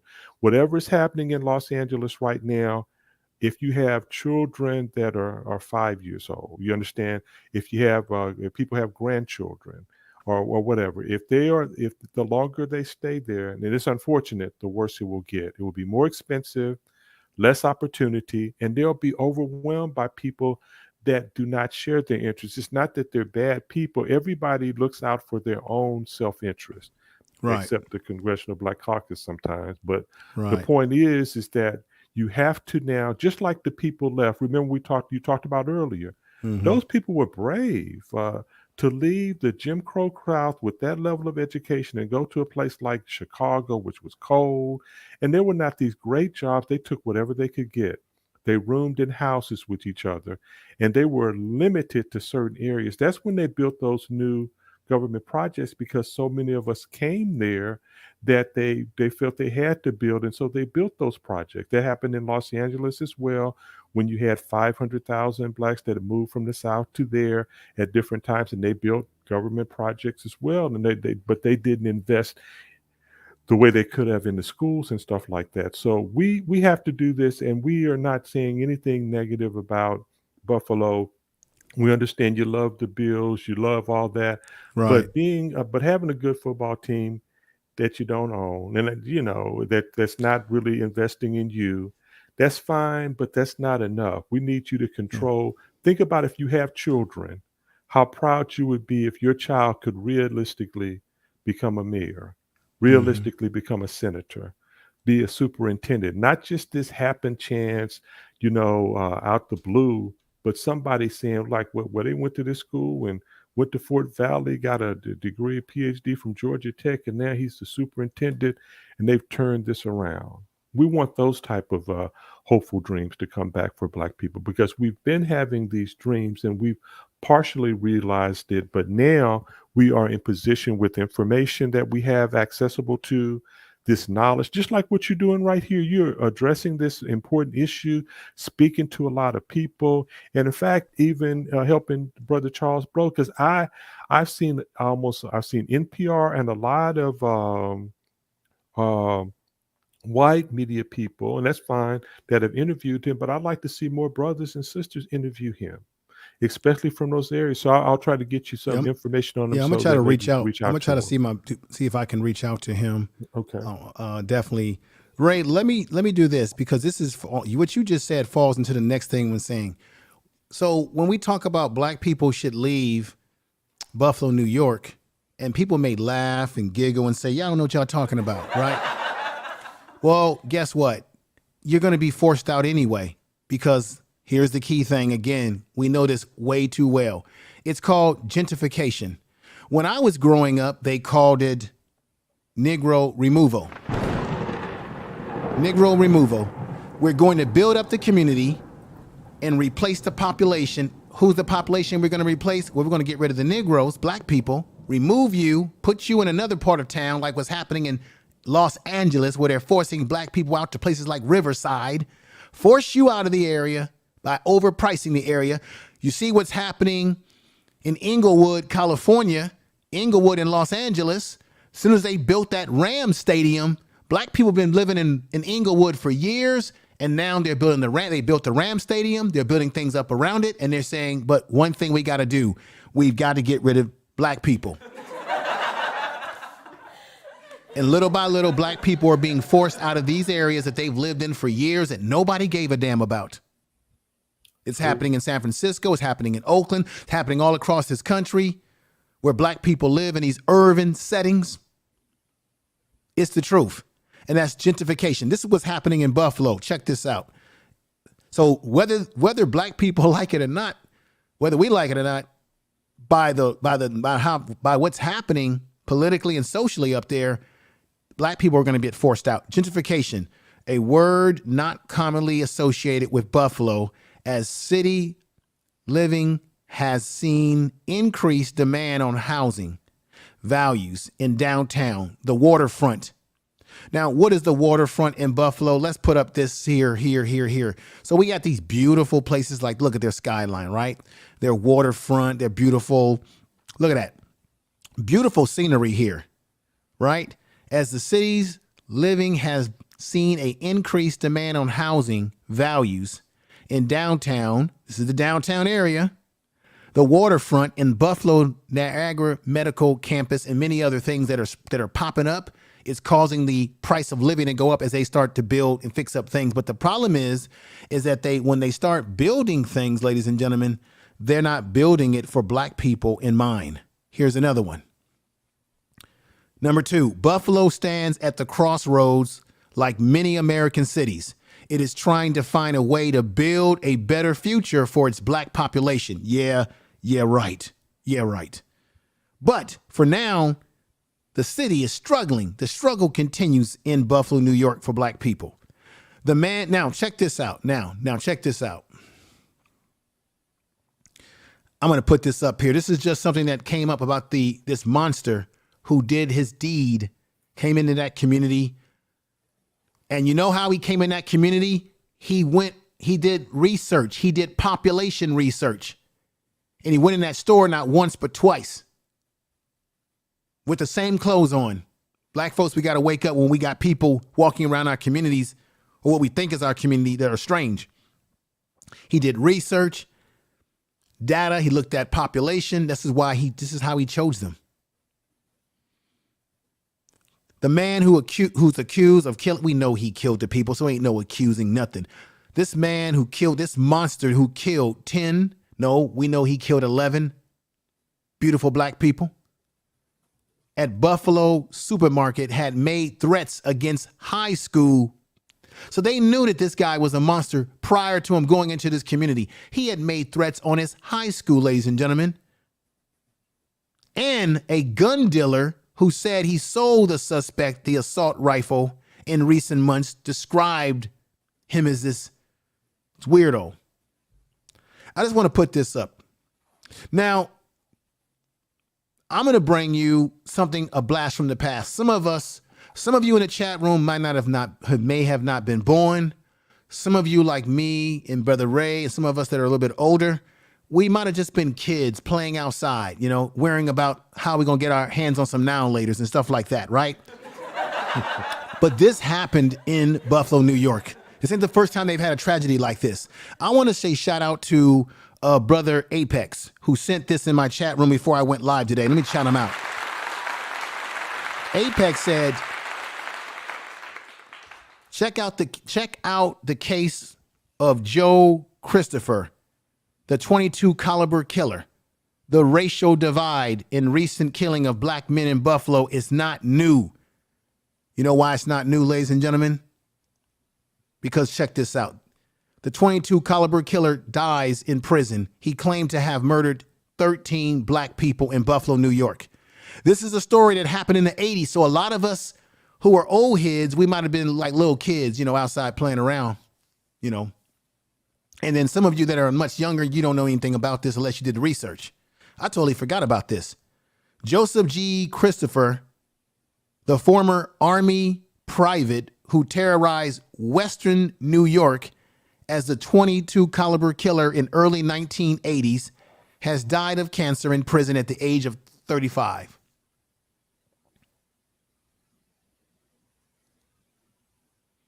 Now, he didn't die this year. This was back in 1983 he died. So keep that in mind. Christopher claimed in 1983 prison interview with the Buffalo News that he killed 13 black men.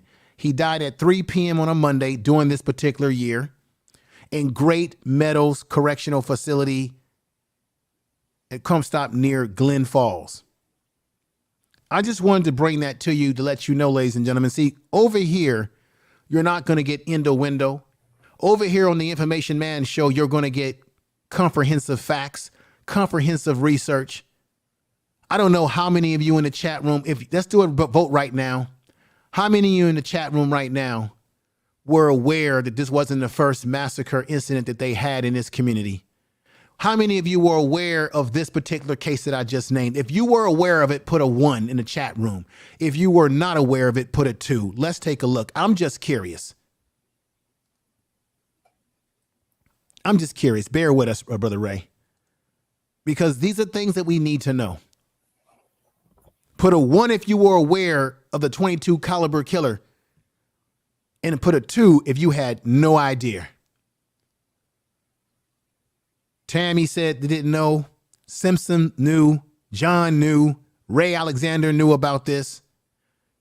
Big Dog, let me see, Empress Queen didn't know. Fashion for Life didn't know. Peggy didn't know.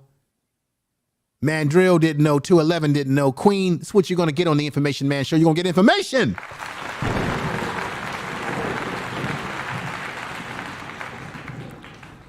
We've got my man Talk with Tory, who's just come in the house. He put a 2. He did not know this. By the way, everybody, make sure y'all check out Talk with Tory's channel. He has a professional looking channel. He does brain exercise activities on it. It's fun. It's really, you're going to love it. You know, he does things like, you know, he does things that make you think. It's a great channel.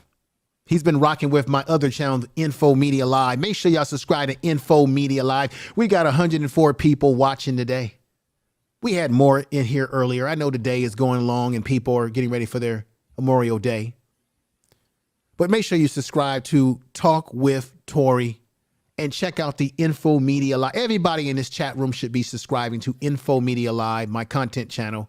You can find that when you scroll down at the bottom of this channel and you'll see the little icon and click into it, hit the bell notification. I thank you. I'm going to get close to 1,000 subs over there very soon. I got about 700 something, even though YouTube keeps playing around with my numbers over there. So it looks like quite a few people didn't know about it. Jackie didn't know about it. Queen, I think I know I am. I don't think she knew about it. Maybe she did. A lot of people, Eddie said he knew about it. So this ain't the first time this happened, ladies and gentlemen. Now, Ray, this is what we're going to do, brother. You sent me, or I found this. I clicked into one of the links that you sent me. Black people, if you do live in one of these cities that I'm about to name, I do not want you to be offended. Take it with a logical mind because this is just what the ratings are. Okay, we're talking about 50 worst cities to live in.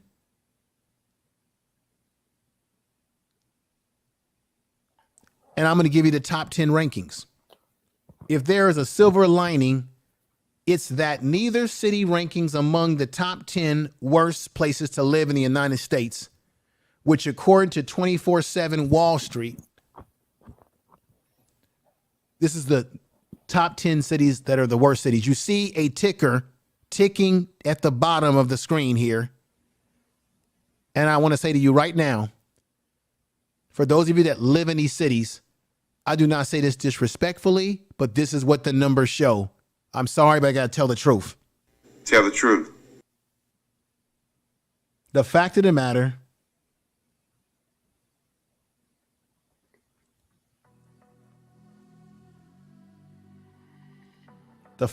is that Detroit, let me go from top to bottom. Coming in at number 10, worst place to live, Milwaukee.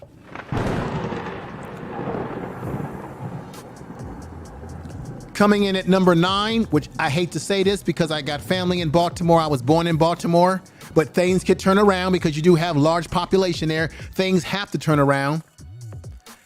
Baltimore comes in at number 9 as the worst city to live in. I'm sorry.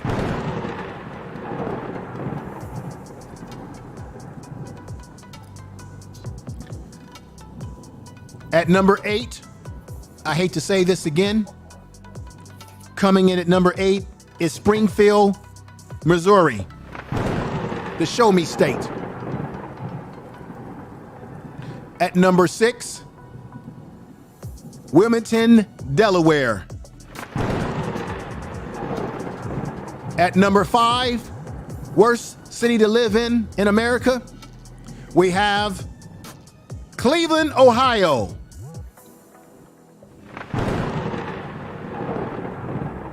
Tell the truth. At number 4, it's a southern state, believe it or not. We have Memphis, Tennessee. Tell the truth. At number 3, remember we had that Ferguson situation? At number 3 is St. Louis, Missouri. Tell the truth. And This is in the state of Michigan. There are 2 cities that they rank as the worst places to live because of the economic depravity, the poverty, the lack of job opportunities, all sorts of things. We have at number 2, Flint, Michigan.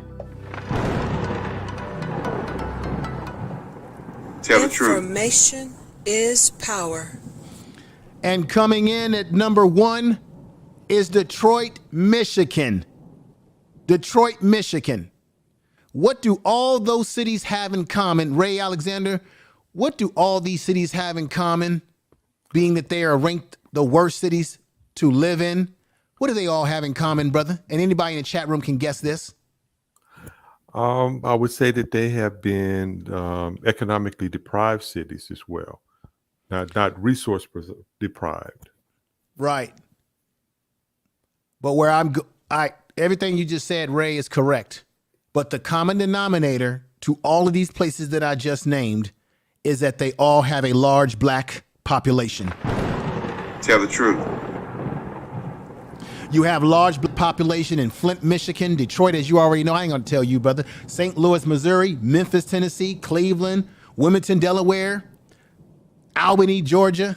Oh, Albany, Georgia. I'm sorry about that. Albany, Georgia comes in at number 7. Sorry about that. I forgot to name that one. Information is power. Springfield, Missouri. Baltimore has a large black population, and we know that Milwaukee has a large black population. That's what they all have in common. Black people living in states or cities that have no resources, no job opportunity, poor utilities, and a lot of damn policing. Poverty rates are high. We already know that poverty rates in Buffalo, New York are at 30.5%, unacceptable. Tell the truth. Ray, what do you say? Well, that just means that we have to be conscientious of what's going on. There's been, as you went over, the historical redlining and things like that have been impacting our people for a long time. This generation is now aware of these types of things, and we have to be proactive. That means that we are intentional about our activities now. Since we see that these things have occurred, we want to invest in ourselves and relocate to areas where we can have political power, which helps advance our economic power, develop it, and maintain it. This is what other people are doing. When you look at some of the immigrants that are coming here from places like Ukraine, or you have people coming from Middle Eastern countries, they're going to areas where they have other people like themselves, or there's a large Middle Eastern community in Dearborn, Michigan, outside of Detroit, or we're very close. They didn't go and split themselves up. They are going to where they can have their own mosques, their own grocery stores, their own restaurants, their own sense of community. And we need to think similarly like that. Go to where you can do things. And that's what the Black churches were able to do, historically Black colleges. And so we can utilize those as our basis. Our Black churches, our historically Black colleges, the Black fraternities and sororities. Mm-hmm. We can build upon all of those institutions and that's what happened in the Civil Rights Movement. And we'll need to do that again. We'll need to go ahead and go where we have the numbers, go where we can make sure our children are educated, and work with those teachers, work with those people. But we don't need the added thing of anti-Black racism going on. We can go to areas where you do have Black teachers, where you do have Black superintendents, and demand of them, and also more Blacks on the boards of education. We can control that. But when we're at the mercy of other people who have other interests, and I hope you get to interview Marcel Dixon, the brother who's running against Jim Clyburn in South Carolina. He was saying, I've been checking him out. Great. Hopefully you get to do that. He was interviewed. I was thinking about contacting him for an interview. That'd be great. That'd be great. He was talking about how a lot of the money that could have gone in helping a lot of these Black boys and in these Black schools, and this is not to talk against anybody. We understand they have need. Went into things like bilingual education, English as a second language. Well, we do want to help people when they come, but also stand up for the people who are here. Help the people. These kids need more attention. They need social workers in these schools. They need tutors in these schools. They need extended hours. They need They need more resources. They need computer technology that they can take home. We can do that when we control these cities, control these states, control these counties, because those are things that are important to us. People who control or in positions of power, they invest in things that are important to them. We want our children to do well. We want a elementary school to academic excellence pipeline. That might be in the skilled trades, that might be into to college, that may be to the military. But whatever it is going to be to, we don't want it to be to prison. We want to have academic excellence for our kids, to careers, businesses, and all of that stuff. And we can do that in control. And we're in a position now to make that happen. It used to, we weren't not, but now we're in position. And this generation of millennials and Gen Z, they're going to do some dynamic things with the right type of encouragement and guidance, because they're in position to do great things. Well, I think that the millennial generation and the Gen Zs, the difference about them is that they don't limit themselves. And a lot of them are like, I don't want to do things the old way. So because they got a little bit more progressiveness in their thinking, hopefully they can take it to the next level. But I do think there's an importance in understanding. One of their weaknesses is their ability sometimes to understand what happened in the past, because sometimes some of them are kind of like, I don't want to stay rooted in the past. I want to go forward, which we should go forward. But you do need to, I think James Baldwin once said that if you don't know what happened in your past, you won't know what's happening all around you. So I think that's why it's important that we empower the younger generation with understanding our history. Like everything that I went down here, things that I went over about Buffalo, New York, I had no idea of some of this history.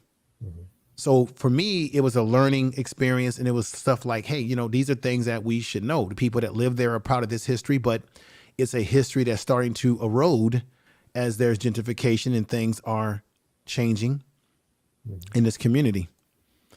Ray, let me see here. Let me go into the chat room and see if anyone has any questions. I think Angelica was talking about, she said, Marcellus Dixon is also anti-abortion, correct? That's gonna be a tough win. I don't know exactly if he is, Angelica. I'll have to look into that. I do know one thing, that black children are aborted more than any child. That's a problem too.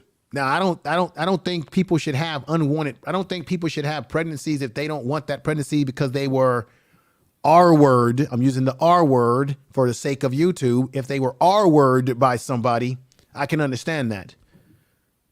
Something tragic like that. But I do know that a lot of our own kids are being taken out of here, and we got to do something about that. Thank you for the super chat, Maya. Let me give you thank you. Quansake, I can't. Hey, Ray, can you pronounce that? I can't pronounce that, brother. I'm sorry. I can't do it either, but I just hate when somebody has one of these really interesting names like this, and they give you a super chat, and you just can't make anything out. You want to be respectful. Love the channel. Keep it up. Good work. Hey, thank you. Thank you for that super chat. I appreciate you.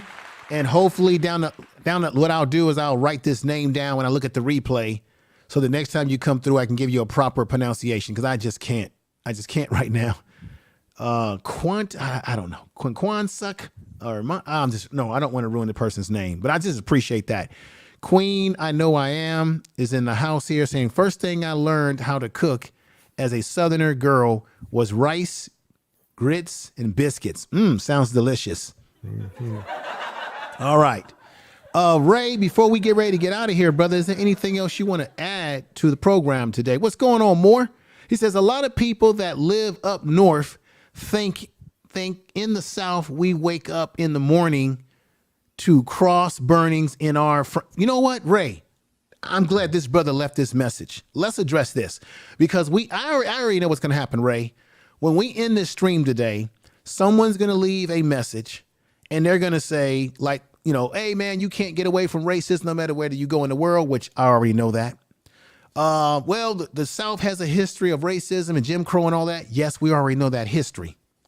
But we're talking from a political and economic and housing, how the South would be more beneficial to black people from an economics. And without economics, you can't have any power in this country. But Ray, tackle this issue. This is a good point that he brings up. Well, the issue is that you have to empower yourself to stand up against anything. So if people are doing things to hurt people, then people who are separated as individuals are not going to be able to stand up against that than a collective of people organized politically and economically. Yes. So when you control the police chief, when you control the sheriff department, when you control the Supreme Court of that state, most of the court system. See, right now, we're still dealing with a lot of things that we don't have real control of. We're dealing with a lot of ideologies that can hurt us. But this is why the importance of in being informed is crucial. And so we're being proactive. We're not giving up on the U.S. We're going to push the U.S. to live up to its ideals. Our ancestors paid a price for us to be here. And we owe them to stand up to make this work right. All that labor that produced all that cotton, all that tobacco, all of that sugar cane, all that indigo, all these commodities that were funneled up to New York and also stripped to that made the South was the commodity empire that made the New York and the U.S. banking system wealthy. All of that wealth was created by labor of our ancestors. Yes. Now, they were emancipated, but were not given their 40 acres and a mule, and $100 to start getting the implements that they needed. Yes. Had that been done, we would more than likely be upper middle class. Even without that, until 1960, we had something like 14 million acres of farmland. Most of that we were pushed off, bullied off, terrorized off, moved to the north. So we have to do this to respect what their sacrifices were. And we are the people who understand this. We have a legacy here. And this is righteousness. No other group. A lot of people talk about reparations. There are other groups that have fought for reparations, and the people are not here. The people of that died in Germany, that were killed and put into concentration camps. Most of the people that were killed are no longer here, but we are still paying. Different countries are still paying reparations to them. But what happened to our people and also to our brothers throughout the Caribbean and in South America is that nobody felt that it was important to compensate them. And it can be in a variety of ways, but I think it should be over centuries that they are invested in, they're helped to develop their countries and develop their people and us as well, because that is the morally right thing to do. And we're going to stand up for that. Okay. So I understand a few people are going to be, but this is it. I mean, when Charles Blow wrote the book, there have been people that have been talking about this similar, not as detailed, not as precise politically as Charles Blow, but he's put it out there. So we have a blueprint, we have technology. This is if you think about it, this is the most educated generation of Black people.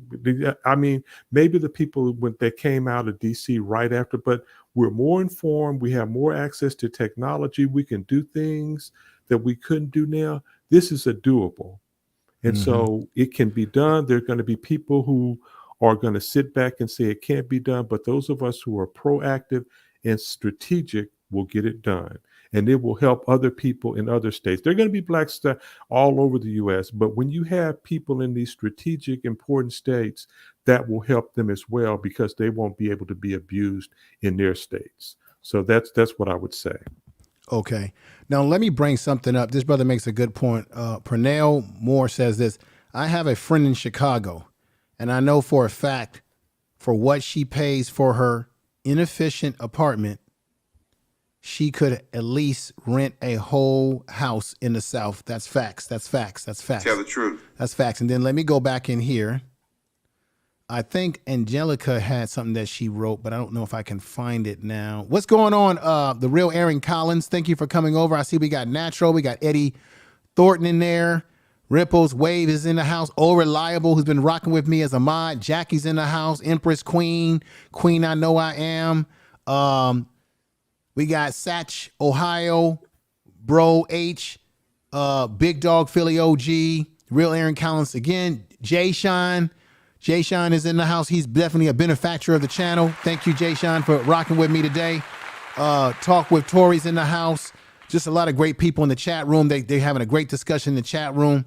But this is a very good point. You know, you got people living in other parts of the country paying more for housing, getting less for their money, and you can get more for your housing, more bang for your buck in some of these southern states. But this is the thing, Ray. I think before people move to southern states, you got to do your research. You got to go visit these places. Mm-hmm. You just don't pick up and leave. You need to go and see if it's your cup of tea. Research the economy. Research how good are the schools. What is the job market in that state, right? You don't just go to any southern state. You want to go to the southern states where you have a good boom. I know in North Carolina, they're supposed to be known for having a really good school district. That was a booming place. That's a booming place for black people to live, right? So you got to do research into housing, job opportunity, business opportunity.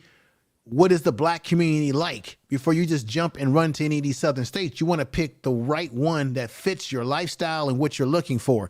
That's just common sense that anybody, I think, should use. But let me bring something else up, Ray, about Buffalo. Okay. Buffalo is a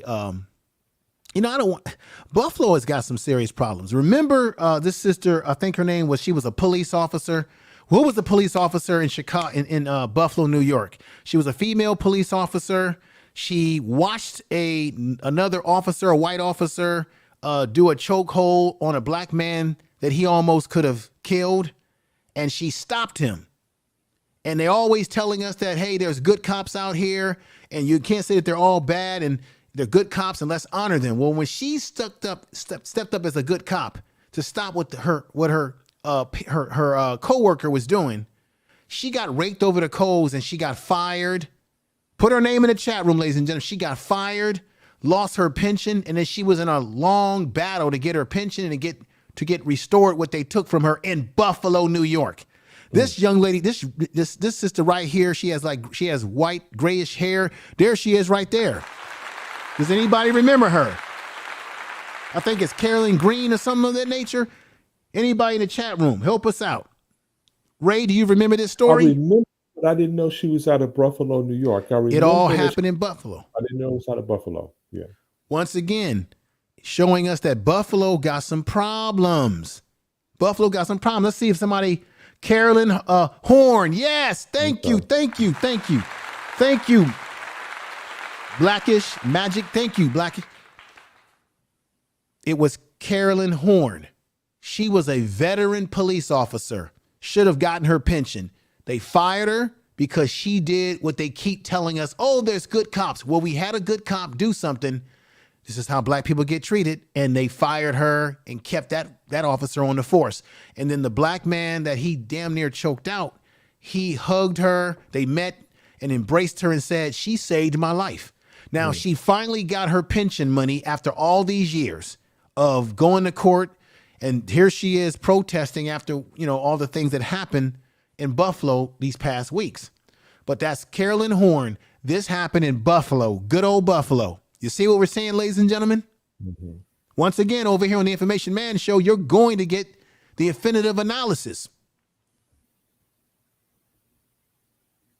Now, what if she was living in an all-black town, an all-black economic empowered community, and she was on a police force? Would that had happened to her the same? Probably not. That's what Charles Probably Bro not. said, yeah.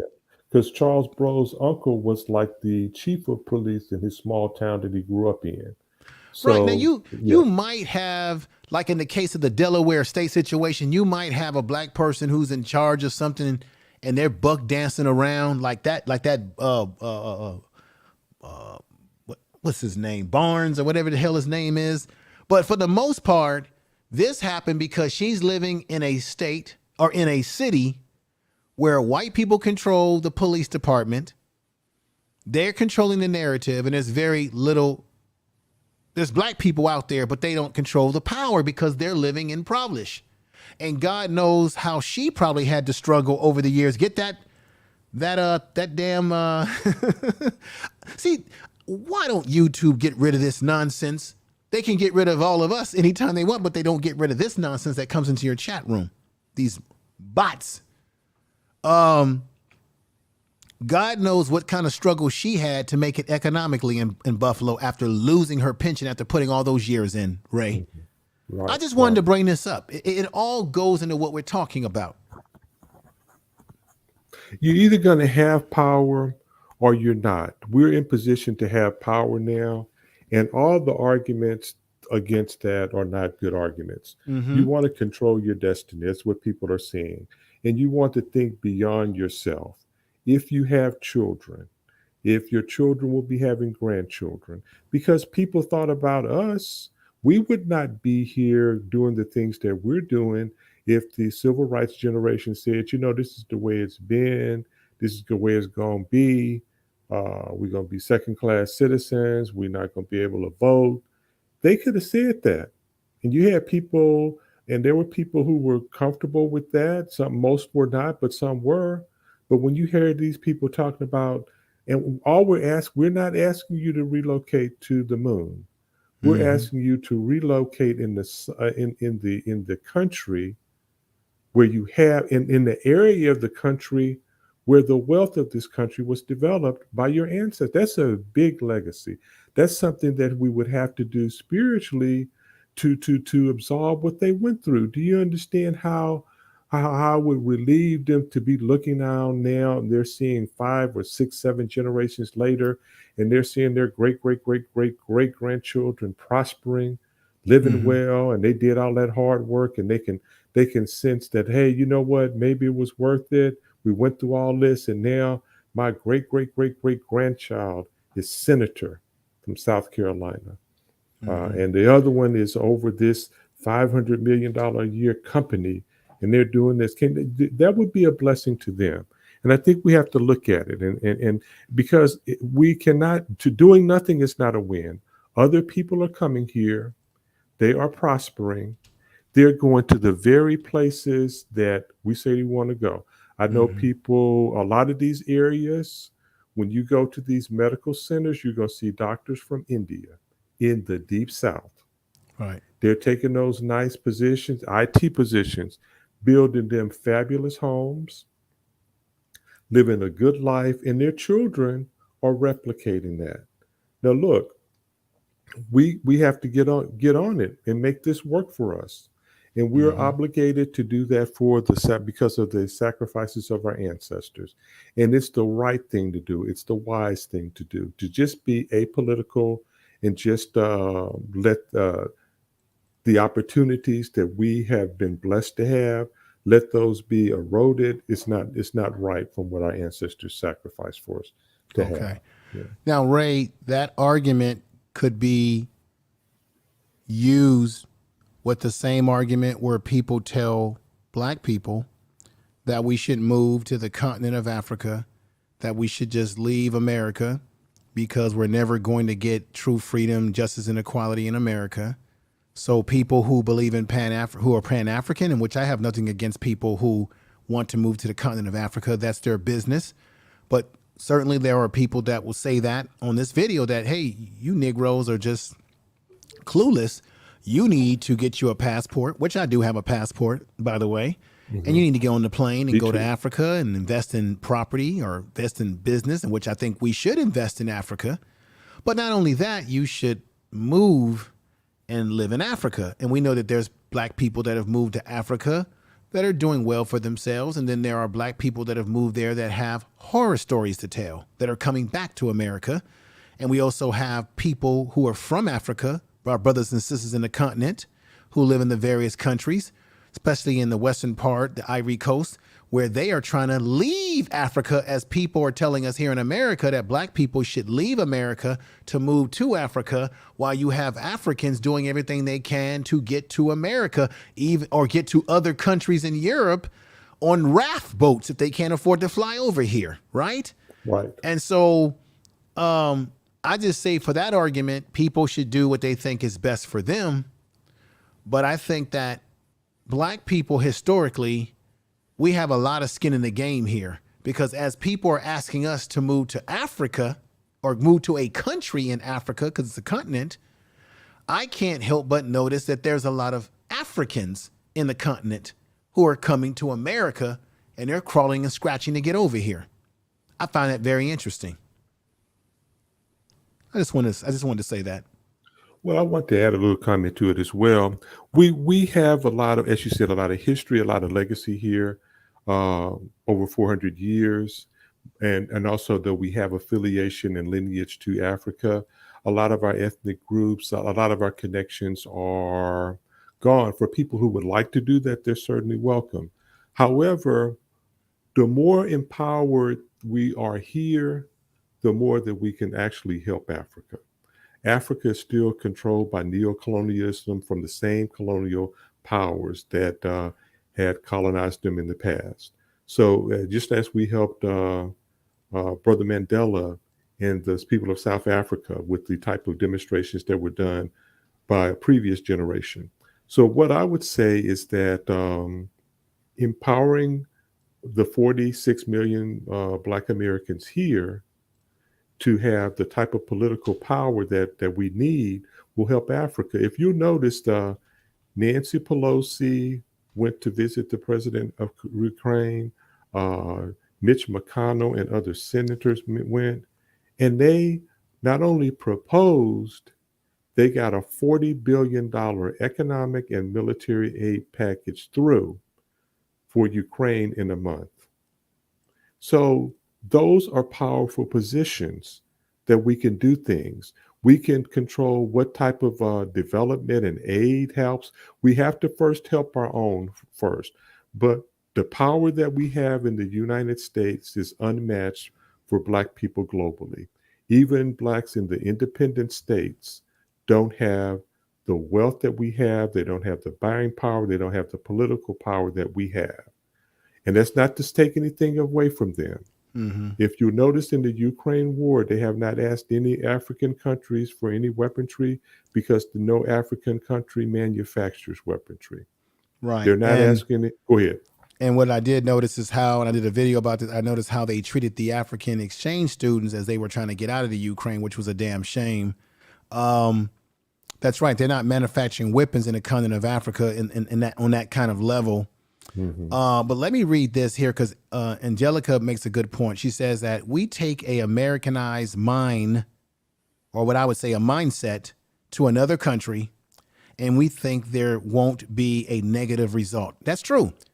If you go over to another country with an American mindset, and I would say a Negro mindset, meaning a buffoonery, a effery mindset, you're going to be in for a rude awakening. Yeah. And a lot of things too, people think, Ray, that living in Africa is going to be cheap.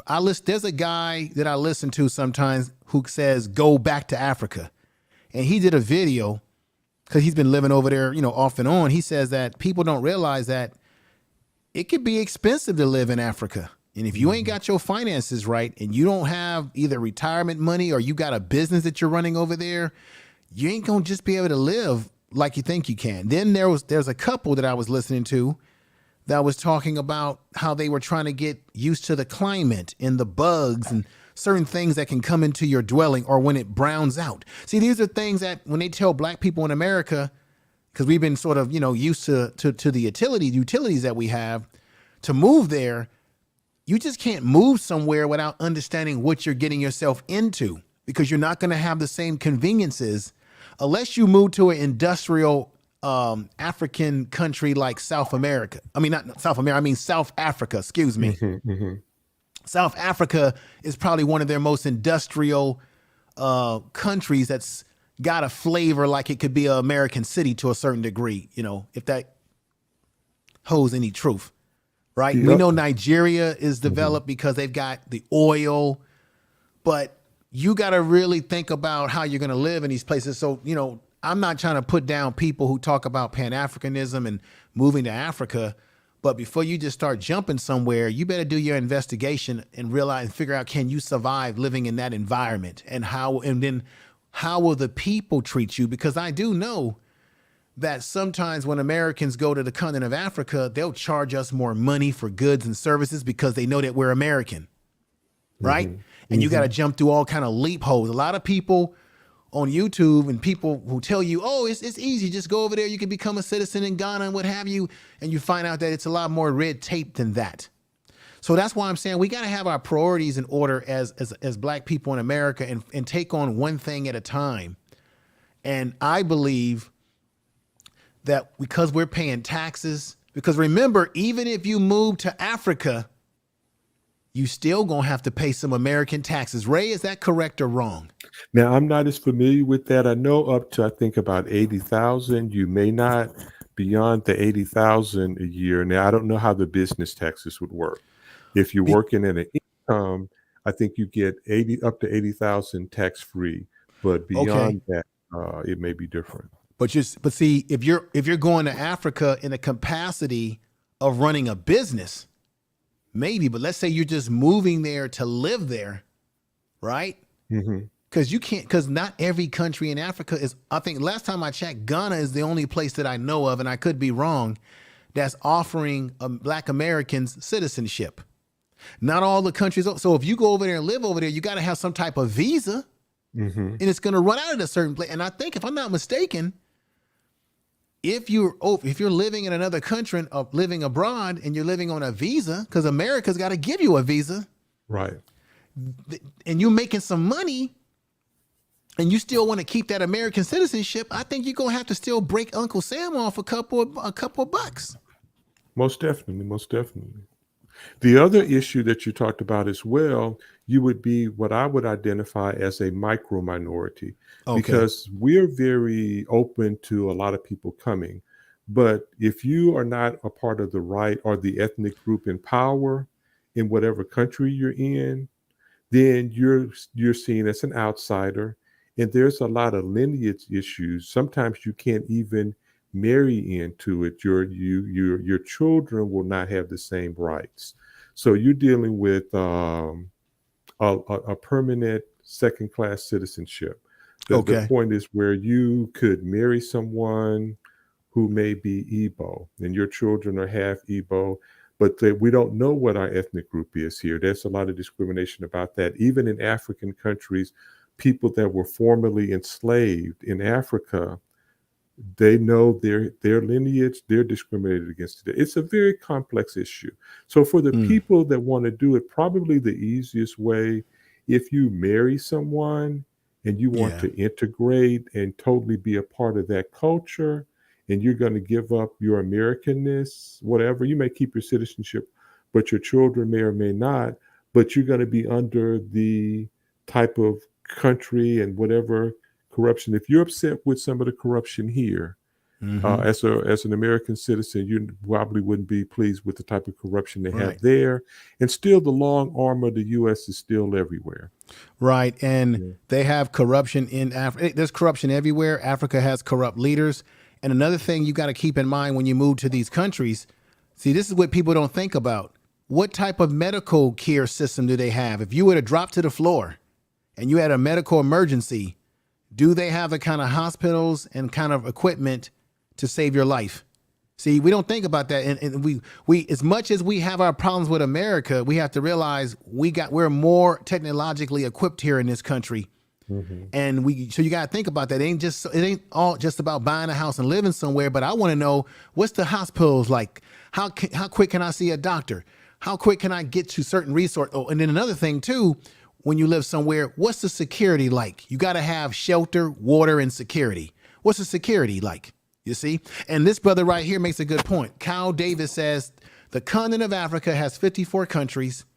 Violence and deadly uprisings start in a flash in many of these countries, right? And those would be, I would say, because I don't want to disparage the continent, and I don't think he's doing that. That would be the unstable country. So obviously, once again, you want to do your research and not live in a very unstable country in the continent where there's uprise at any moment. See, the thing about this, we have our problems here in America, but we know in America you have security. You have certain, that there's certain institutions in place, right, that you can utilize. You might be in one of these countries over there where you have, not to say that police are not corrupt in America, but they may not have the same security systems in place that we have to not only protect you as a citizen, but protect the country itself. In addition, when you said that, brother, food security right now, because of Ukraine, basically providing the grain for 40% of places like Nigeria, if they are not able to harvest the crop, that will increase prices there, because a lot of grain goes to feed cattle and livestock as well as people. Yeah. So most African countries are not self-sufficient in food production. Now, Zimbabwe used to be the breadbasket of Africa, but after a long, what's his name, Mugabe, after he passed, there was a lot of corruption and the farming just went downhill. Different parts of South Africa. But you would think that at this late stage in the game, that most African countries, West African or sub-Saharan African countries, would be self-sufficient in food production. Unfortunately, they are not. And the cost of producing, because you got to get fertilizers, you got to have technology to get the water out the ground to do things. And they just don't have the money. Like, our farmers are very efficient, but it's a very first world, relatively expensive, but we produce so much that it's cost effective. So those are the type of things that you want to, you have people going to these different places, but you have a lot of things that we wouldn't want. But for the people that want to do it, if they feel that unhappy, then they should be understanding, but it's not going to be even 1/10 of 1%. If we got 46 million people, I'm pretty confident that throughout all of Africa, if you have 25,000 Black Americans that have relocated, that's a lot. And it definitely isn't 50 after all these years. Even when Liberia was started, there were 4.5 million enslaved Africans in the U.S., Black folks. Okay. Only 13,000 relocated to Liberia. And it was people weren't saying that those were Northerners, there were flea blacks a lot, but I'm saying if you weren't going to relocate when most of the population was enslaved, then right now that we've got our freedoms, it's not going to be. But for the people that want to do it, do what they want to, but they don't have to dog out the people that are staying here, because the U.S. is still the most powerful military.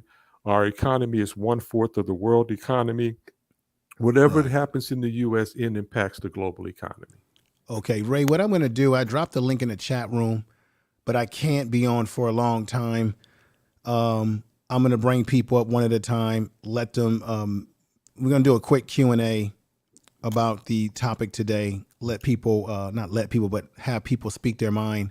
And then I'll bring the next person up before we close this out. So we got Wave. We got Love to Travel with Wave. I'm going to bring her up real quick. And, oops, let me see. There she is. Okay, hey, my sister. Thank you for coming up.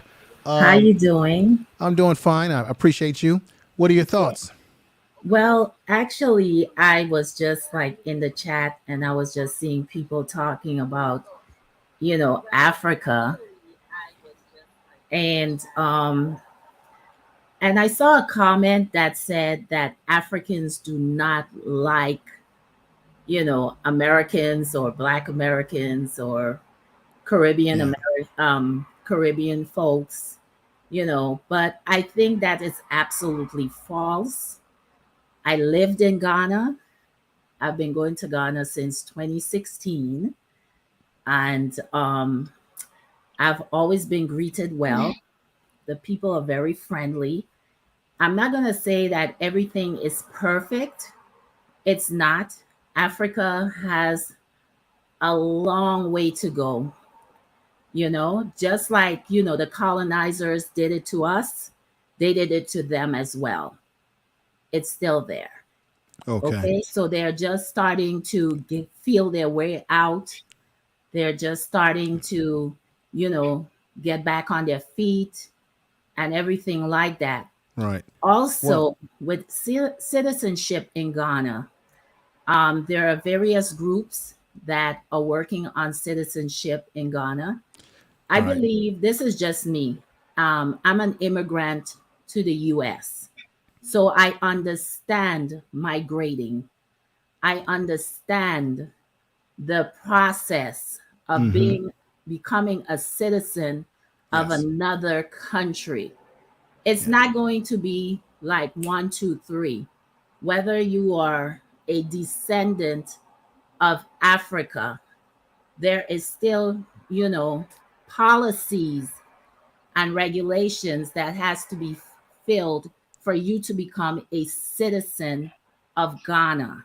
Right. Okay, Right. they have to check Right. your police record. They have to do, letters of character and all those things. Just like when I came to the US, my mom, we had to take a test about the Constitution. We had to do all those things. And it took a very long time for us to become citizens of the United States. So I Mm-hmm. just want to, I think what is happening is that as Black Americans, I think, I think since the year in 2000 or something, that you guys have started traveling. A lot of people started traveling. And I think what happened during the time of Reagan, um, you know, the American passport, everywhere you go, you didn't need a visa. You just had to show your American passport. I can tell you that because I've been traveling for a very long time. You didn't need a visa. So what has happened is I think the relationship with the US and other countries has kind of like, you know, it's not as great as when it used to be during those days. So Okay. what has happened is other countries are saying, hey, you want us to have a visa to come into your country? Well, guess what? You Yeah. have to do the same in our country. Right. I'm Right. just being realistic. Right. And I think we all need to have an open mind. Africa is not the only place that you can go. There are beautiful islands in the Caribbean, you Right. know, people But for like the yourself, but you for the know? purpose, because I don't want So, to. Let me just say this, because I didn't want to shift this. I didn't want to make it a show about coming down on Africa, but I think yeah. what it is that in America, Black Americans, oftentimes we are being told how we need to go to Africa, how Yes. we need to go to Africa and help people in Africa. And Yes. it was Ghana that put themselves out there, not Black Americans, and Yeah, said and I and did understand and that. did a ceremony about how they were involved in the Yeah. slavery, right? And that we Yes. want our brothers and sisters to come back home. My personal opinion about it is that you're absolutely right. We do need to be. You need to make sure that people are not criminal. They're not this. They're not that. Yes. I agree with all of that, but I just wish that it was a easier. I wish it was less red tape when they themselves threw the invitation out there to Black Americans. Now Absolutely. I agree with you. I know Brother Dinas Lemire. He brings people over, and I've been thinking about taking a trip on his tour because he sends me emails about this all the time, as he does other people. He's doing a great job bringing people over there. And matter of fact, he just had a stream this week where he was telling people how to prepare for getting their citizenship and how getting the right DNA test to make sure you are who you think you are. Right? He's been guiding Exactly. people. So this is fantastic.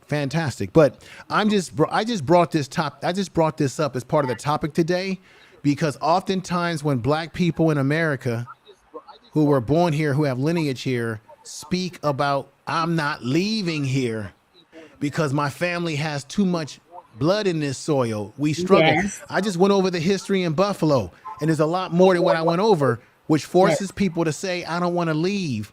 And so when we say we don't want to leave, and this is It's no disparity okay. to the continent of Africa, oftentimes we'll get people who will tell us, you need to go to Africa. Why are you trying to stay in America? And I understand their position, but I also understand the position of Black people who feel that way too. No, let me tell you, right?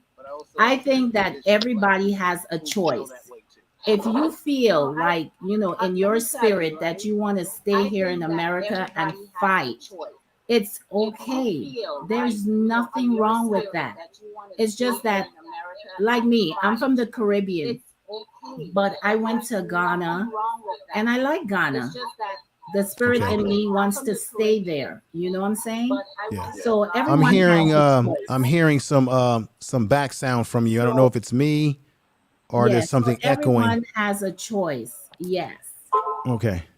Okay. Empress, I appreciate you. Thank you so much. No, I am wait a learning minute. my history, and this is why I'm here. And I've been in America for 31 years. Fantastic. I've been giving back to these communities here. And I've been working with my brothers and sisters. I do not separate myself from anyone at all. Well, I do not. I just want to say this to you. I listen to my brothers and sisters. I listen to what they've been through. I've read about it. I myself have been discriminated against. I've gone through racism here in this country. Okay. Yes. Something I never went through when I was in the Caribbean, but when I came to America, I went through it. So I understand. I'm the first person to understand. And what I wanted to say to you is that I appreciate you coming on the panel and giving that perspective, because we need to have a balanced perspective on these things. But that was the only reason why me and Ray brought this up, because there will be people that will leave messages on this video today and will say, y'all dumb. Y'all need to go to Africa. Y'all dumb. Why y'all telling Black folks to move to the South when the South is A, B, and C? And all we did is sit up here and look at the numbers, and we've got other videos that we've done together where Black people, I'm not saying all Black people, I'm talking about Black people. There are Black people that are struggling in these places that are the Rust Belt states, and they're struggling. And we've had people today say that they know people personally that are paying so much money to live in some of these places that if they were living in the South somewhere in a place that is beneficial to Black people, that they would be doing better, possibly. So these are just things that we're looking. I live in California. Me and Ray did a video about why Black people should leave California. We're getting destroyed out here in California. At least Black people who don't have the economic means. You see what I'm saying? So I really appreciate your perspective, and I thank you for joining the panel. And I thank you too, because I just wanted my brothers and sisters to know that you have a choice. If you want to stay in America, you can. If you want to go to Africa, you can. If you want to live in the Caribbean, you're welcome. But we need to stop this division, and we need to work together as a unified group and just, support each other. I'm here to support everyone. I'm not against anything, but I also need us to read and research more about Africa. I always tell people, don't allow anyone to tell you your story. We need to tell our own stories. And just like you said, you want to go to Africa. At least once in your lives, go to Africa, see what it's like, and then you can form an opinion and said, I've been to Africa, it's not for me. Or, I met some of my brothers and sisters, I connected, and we all can help each other in our own communities. I agree with you. Can. Okay. Thank you so much, Information Man. I appreciate you. Let me give you a clap. All right, have a good one. All right, check out her channel. Love to travel with Wave. Definitely check her out. She came up and she gave a great, I think all perspectives are important, and I'm open to different perspectives. We can disagree, agree to disagree, but it's a good perspective. What I want to do is I want to hear from Victory Begins in the Garden. She was one of the great folks in the chat room who was hoping that I would drop a link. I wasn't actually planning, but I thought, I want to hear from people. But go ahead, my sister. Let's hear from you. Well, I'm from Buffalo. I was born here. Did I say anything that was disrespectful? nothing we from Buffalo say about ourselves. Okay, So because you're from Buffalo, so we I'm keep it hoping we that I keep it didn't like we keep it disrespect. we keep it we keep it real, and we call people out in this city. So Okay, what needs to be called out. But my grandparents moved here in the 50s, okay. and what happened is they didn't just up and move; they chain migrate. You Damn. know, you know what I'm saying? They had somebody move first, then they came, they stayed in their house until they got a job. Once they got a job, they helped out with the bills. Once they were able to, they were moved out on their own. That's the way it was done. That's the way we need to do it to Mm-hmm. go back into the South. You don't just move one household, you have to move your entire family, but you have to be strategic about it. It's not just about self, it's about your household and your family. I got a lot of cousins, and this is what we've been talking about, moving back down to the South, but it's not just me moving to the South. However, I have lived all over. I've actually lived in Cleveland. I've lived in Arkansas. I lived in Texas. If you're going to move to the South, you need to make moves towards home ownership. You cannot, I don't think that you can well, you can, but there's less protections for renters in the South than it is in the North. They Okay, don't because they have care. rent So control. They have rent control in. they have rent control, but they also have laws, Okay. because I lived in the South, and Okay. in Houston, they have market rate. So if the economy is going good, you sign your lease for 1 year, and they tried to raise our rent like $500 a month when my lease was up, because the economy was doing better than what it was there. Here in New York, you don't. Well, in Western New York, don't call me upstate Western. They don't do that here. I moved back home after 20 years, and I'm happy in Buffalo. Okay. I've lived in areas where I was the only, in areas where it was predominantly white. I like the fact that all my neighbors are Black. So, All right. Well, but I do see it is disinvestment. It's the same. There is a lot of disinvestment in this town, which is frustrating. The East Side has not changed since I left in 2000, I think 2002. But okay. I So have wait. carved out my. So let me ask you this question. I don't mean to cut you off because this is a very important question. You used to live in Buffalo, or are you currently living in Buffalo now? I live in Buffalo today, right now. Okay. This is the question that needs to be asked. The economic disparity, the poor transportation in that particular community where that monster went in there, Mm-hmm. and the disparities that have been going on in that community. So I want to make sure I'm on the right track here. Mm-hmm. Have you been in that area? Well, obviously you probably have. Have you East seen Side the Buffalo. things That's that where we're I'm at talking right about? now. Have you Yeah. witnessed the stuff that we're talking about here? Well, yes, I think that it is all true, but I just think, I don't know. I think of all the places I've lived, we have a nice public transportation system.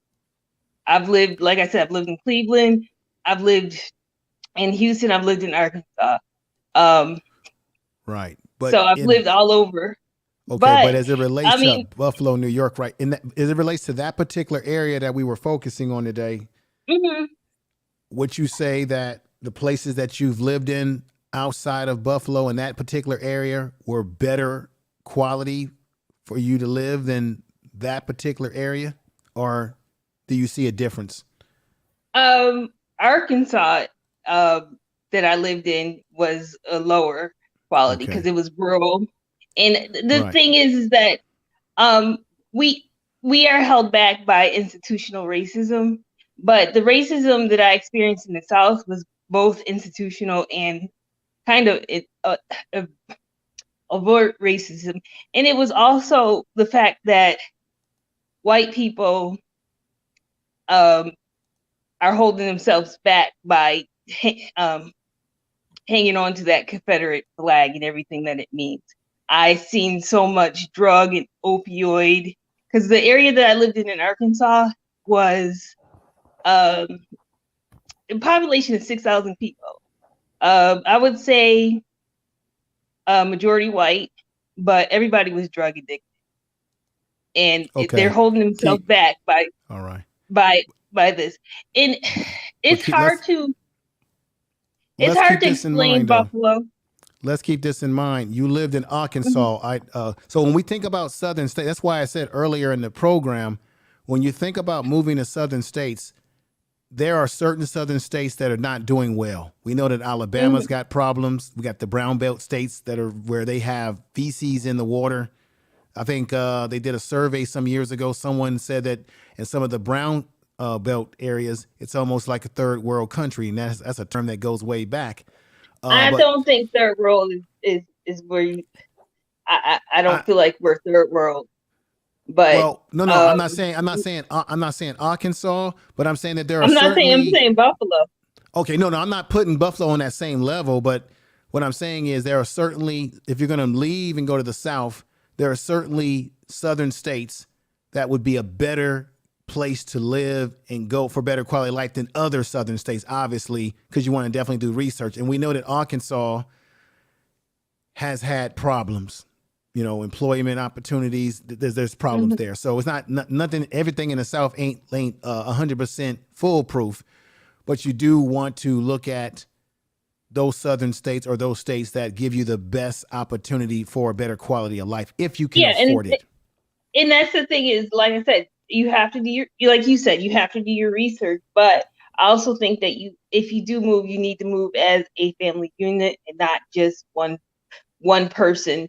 You and your husband or wife move. You need to bring your cousins, your uncles, everybody. Maybe not the first year, but you guys have to strategically plan. You have to bring family, because even within the Black community, you'll get into these niches. Right. And in cliques. So you want to bring that. That's very true. So that's but I appreciate you coming up and giving us that perspective. These perspectives are always needed. Someone who's actually lived in Buffalo, and so you give us a perspective. Let me just ask you this, because before I go to the next person and let them speak their mind, when I went over the history, and I was amazed at how rich the Black history is in Buffalo. And all I did was scratch the surface and just touch on things. It's very rich. It is extremely rich. And our community has been celebrating Juneteenth since the 70s. And I've gone other places, like even within Black communities in the South that I have, most people don't celebrate. We do have a rich heritage here that we try to keep alive. That's one of the things that I'm happy to be back for, because like I said, I left when I was like 20 and I came back to help take care of my grandparents. But we do face a lot of institutional racism here. Yes. That you and it happens behind closed doors. Okay. But yeah, it's something that we should be very proud of. We have Black history everywhere in our community. In two things that is happening here is that the Asian American community is coming in and they're trying to take over. And also, our mayor was funded by Mike Bloomberg. Right. Well, so it's gonna happen because I did a video maybe 2 years ago about how immigration will have an impact on Black Americans, that we will as a group we will disappear to a certain degree. Yeah. And the group in the university. Go ahead, sister. In the University of Buffalo, the president of University of Buffalo is Indian, and that's the major college in this area, and they are just shipping in Indians. They get their education, and they are settling here. in different parts of the community, because you can't really think of community Buffalo, just the city of Buffalo. You have to think of the county, which is Erie County. And like I said, the services that we need as a community are not handled by the city of Buffalo. They're handled by the county. That's why I said you can't just think about city and the power we hold within the city. You have to, wherever you go, you have to think strategically. It is about the county, because like health services are not handled by the city. It's handled by the county. You know, so most social services are handled by the county. You know, and that's everywhere. That's why you made that strong. That's why you. Okay, go ahead. I was just going to say that. That's why I thought that what you wrote in the chat room was powerful when you said that. Okay, cities. It's good to want to think about cities, but it's about, can we dominate and control the politics of our county, and that's very important, because all politics is local first. So thank you for that. Yeah, because we have a large white population that is in the suburbs, you know, so they vote. Well, we are a Democratic county for the most part, but the Republicans are holding us back. We got the same Trump-loving Republicans, you know what I'm saying? I was driving down Niagara Falls Boulevard, and they were having a protest 2 Saturdays ago, and I said, I'm turning around, I'm going back home, because I go to the grocery store at 6 o'clock in the morning, even before, because of COVID, 6 o'clock in the morning on a weekday, because I don't want to deal with people anymore. So thankfully, yeah, but it's just a lot of institutional racism versus overt racism that happens here, and you have to keep your eyes open. And we need to work together as a community. And people don't vote. They don't understand the power of voting. And wherever you move to, you need to make sure that you at least vote, but also vote with your dollar, because all these grocery stores, these little mom and pop on the corner store, they're so nasty and dirty, and I don't spend my money there. But there's a lot of folks in this community that do, and it's a shame. Wow. Well, look, thank you for coming up and giving us that perspective for someone who's lived in that community, from that community. I appreciate the perspective. I'm happy that, you know, we were saying things that had some validity to it. But like you said, we're living in an imperfect world. Everywhere we go, if we move anywhere, you're going to find bad and good, that in any place.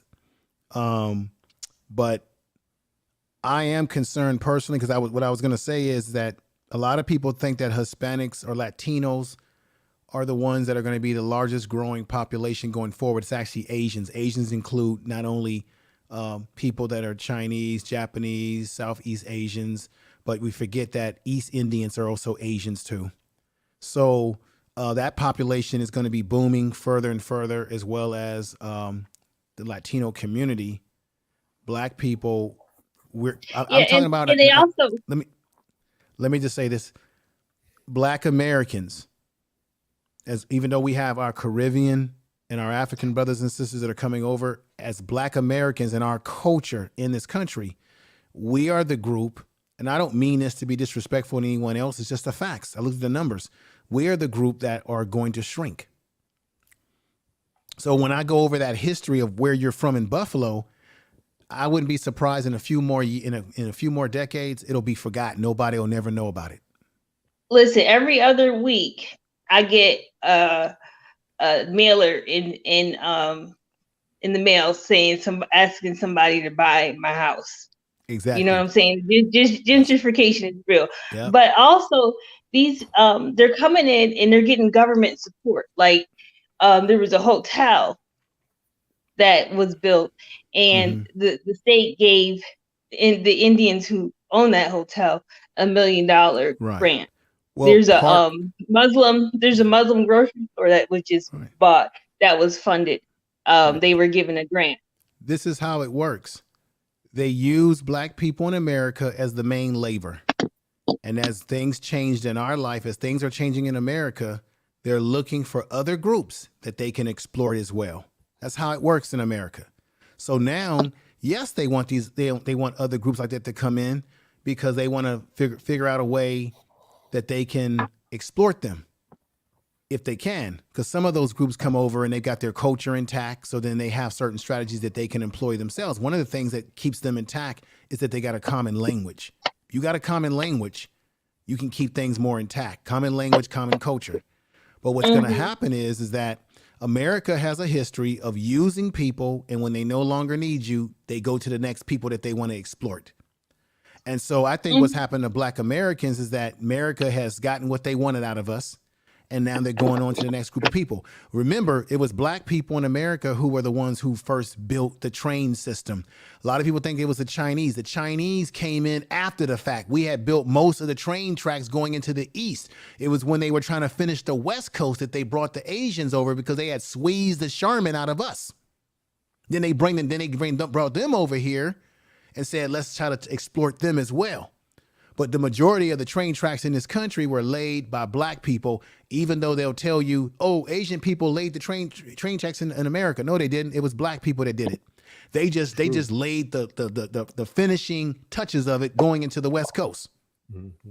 See, they've been using us like Charmin for years, and they're gonna use the other groups. The other groups that come over here that think that they're beloved by white America, you're gonna get a wake up call too after they've used your asses. And this is no disrespect, but to my immigrant brothers and sisters from the Caribbean and Africa, you better beware too. You better beware, because they're gonna do to you what they've done to us, because they still gonna see you Black like they see us. Even if you come over with a different accent, different culture. We already saw what happened to the young brother out there in Michigan. I had a brother up here on that show who's from Michigan. He said that's commonplace in Michigan. You see what happened to him? They didn't care what country he was from or whether he was an immigrant. They treated him like they would treat any Black person in America.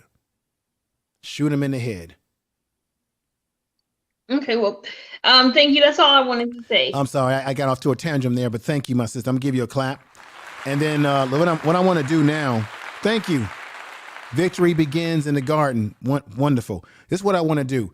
I want to bring my man Kali up, have him speak, and then I want to roll it back to Ray Alexander to end the show. Brother, thank you for the super chat. I appreciate you. You heard the discussion. We kind of took a left turn and went into this particular area that wasn't really supposed to be the topic, but it kind of played into it a little bit. What are your thoughts about the whole presentation today? Yeah, I actually liked it. I mean, I like the fact that you spoke about the great migration reverses, a topic that I've spoke about on plenty of occasion, especially going back to 2020. And I was just looking at the demographics. Mm-hmm. And it just, to me, it makes sense where we would actually be able to have some type of political clout and power and be able to take over some states. And I looked at Georgia, North Carolina, with Georgia, North Carolina, Alabama, Mississippi, Louisiana, Delaware, Maryland, North Carolina, and South Carolina. And I was like, okay. And I was like looking at Texas, even though Texas has a pretty decent population, that state's going to be run by Mexicans, so it doesn't make any sense. Me being from California, man, she brought up Indians taking over in Buffalo. Oh, you need to come check out, the Bay Area. Indians are all over the place. You know what I'm talking about, brother. They bring them over from India. Right. We can't. They bring them over from India. They're getting all the tech jobs.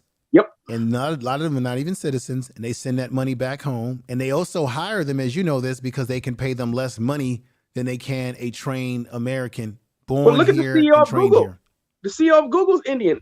And I think the CEO of a lot of these other tech companies as well are Indians now. So there's several Indian CEOs now. Right. And that makes a great, and it makes sense. I'm not even mad at them because they're doing what they're supposed to do. They're supposed to hire their own people when they get in position of power. And that's why it's important for us to work together as a group, and so we can start hiring our own. But unfortunately, a lot of times when we are in position of power, we still have this mindset that we have to work with everybody and we have to be fair. And nobody has this mindset but us. and I think we need to kill that. And so I think it's time that we start to actually work together as a group and start to have this unifying mindset. And I say it starts with, if you are from the North, if you are from the West Coast, if you're from the Midwest, if you're from the East Coast, you need to be relocating South. We have to have a strategic mindset, because you are going to be ineffective where you are at if you stay over there in these locations. There's no power. Black people are less than 6%. We're 5.7% of the population in the state of California. As 5.7% of the population, you have no power. That's why when Kamala Harris, when she left her Senate seat, and black folks in the state were like, well, we want another black person. Well, why would they go to you? Mexicans, there's like almost 20 million Mexicans in the state of California. Because we don't have any political power. Our numbers are dwindling. I lived in San Francisco, and San Francisco, just like that movie, The Last Black Man in San Francisco, black people are dwindling. So as the other groups move in, and the little sprinkle of black people that remain in San Francisco, you've got no power. You can't get anything stirred up. You have no power because you don't have the numbers, and you can't get the people that are in your best interest to work for you. You might get a couple of buck dancers that might get in there, and they're going to be working for somebody else's team. That's a fact. So with Charles Blow, let me just say this. What Brother Charles Blow was saying, which was reinforced by my man Ray Alexander in doing this show today, in that book, you got to get this book, The Devil You Know, a Black Power Manifesto, Charles Blow is absolutely right. We need to collectively move to places where there's more black people, that we can build a block of power. Let me stop there and let you continue, Brother Cali. I'm sorry about that. Go right ahead, brother. No, I mean, I used to live on Capitol Avenue in San Francisco, so I know exactly what you're talking about. Look, man, I'm going to tell you what I'm going to tell you. You're going to know what I'm about when I tell you this, brother. I grew up in the Fillmore. Oh, yeah. I know exactly what you're talking about. I have plenty of friends who were there at one point, and that's been gentrified like you know what. I go all the way back to Fillmore when you had the Pink Palace. You remember the Pink Palace? Yes, I do. They used to throw people off the roof. Yes. And I also remember the little, what they were called, the gang was known as the Knockouts. They used to be running around there as well. All them people like Rappin' Forte, all them dudes, JT the Bigger Figure. I know those guys. I grew up with them guys. Demo, I grew up with all those guys. I did. Yeah. I know about them cats too. Yeah, I actually over there by Virgo's store. You remember Virgo's and Foodland? Yeah. And I used to have friends too who also, some of my best friends actually from Potrero Hill. So I mean, I had friends in Potrero Hill. I had friends in Hunters Point. You name it. They called it Army Street at one Army Street Projects. We know it. Yep, Lakeview. Because most people don't know Lakeview used to be black. Right. Let me let you in a little secret here. And this is not getting too far off the subject, ladies and gentlemen. A lot of people, they have a black. I don't know if they still do this, but they used to have a black walking tour in San Francisco to show you black historical places in San Francisco. Did you know that where Chinatown is, where Chinese people live in Chinatown, that used to be a black community before the Chinese got there, and as black people got moved out. A lot of people don't know that. Oh man, a lot of people don't know a lot about San Francisco, but people don't really know that. People don't really know a history of the Bay Area, and if you know about the Bay Area, first thing you know, there were black people in San Francisco. Everybody knows about Oakland, but how many of you guys know about Richmond, California? Richmond, California was and it still is a world, especially North Richmond. Yeah. But even that's changed. That's being gentrified too. Yeah. I said Vallejo North Richmond has had a lot of problems over the years. Vallejo, there was black folks in Pittsburgh, California. But all that stuff is starting to change. Port Chicago, remember? Black people live in that area because they were in the Navy, and you had that explosion in Port Chicago where you had black men in the Navy, I believe, that were warning that they were moving cargo or weapons something was wrong, and it was an explosion. They said that explosion was so heavy you could hear it all the way to San Francisco from Port Chicago. That's far away, folks. It's kind of far for you to hear something like that. So we got a long history, and this is the reason why black Americans, and I think Ray would agree with me, this is the reason why some of us as black people in America, why we're not so quick to say, I'm just leaving here. We've had too much invested. We got too much blood and sweat on this soil, and we got too many ancestors that our ancestors need to be made whole by us making shit whole. So I appreciate you coming up and joining the platform today, man. I really do. Yeah, I want to say one thing. Let me say a couple things. Oh, no real problem. I'm quick. sorry. I do want you to get your passport. I push this all the time. You need to go see other places. I think it's healthy for Black people to go visit other places outside the United States. And for those who want to leave, I would say before you leave, though, you definitely should investigate, find out places that you can go. And I'm gonna tell you, there's nowhere on earth you're gonna move where it's gonna be cheap. Everywhere is expensive. That's just the truth. It doesn't matter if you go to Latin America, if you go to the Caribbean, if you go to Africa, it's expensive. You need to have if you're going to go relocate to those places, you better have multiple sources of income coming in. I'm talking about money that you can generate off the internet, that you can have continuous income coming in, because guess what? You're not going to go get a job in those places. You're not going to do that. That's not what's going to happen over there. And so that's why you see people that start to come back. But there are people who have gone back and been successful. A lot of people have gone there to be successful. But those people who have gone there, they have multiple streams of income already coming in. So it's not something that they have to be concerned about. But if you're just going to pick up and go there and live there, you're more than likely going to fail. Not saying that you can't, but it's highly unlikely. So, don't make sure you actually stack the odds in your favor before you relocate to some of those places. But I would also tell you, go visit before you even consider moving some of those places. Don't just pick up and go. Go visit a few times and then make a decision. But to me, I think you should do what's in the best interest of yourself.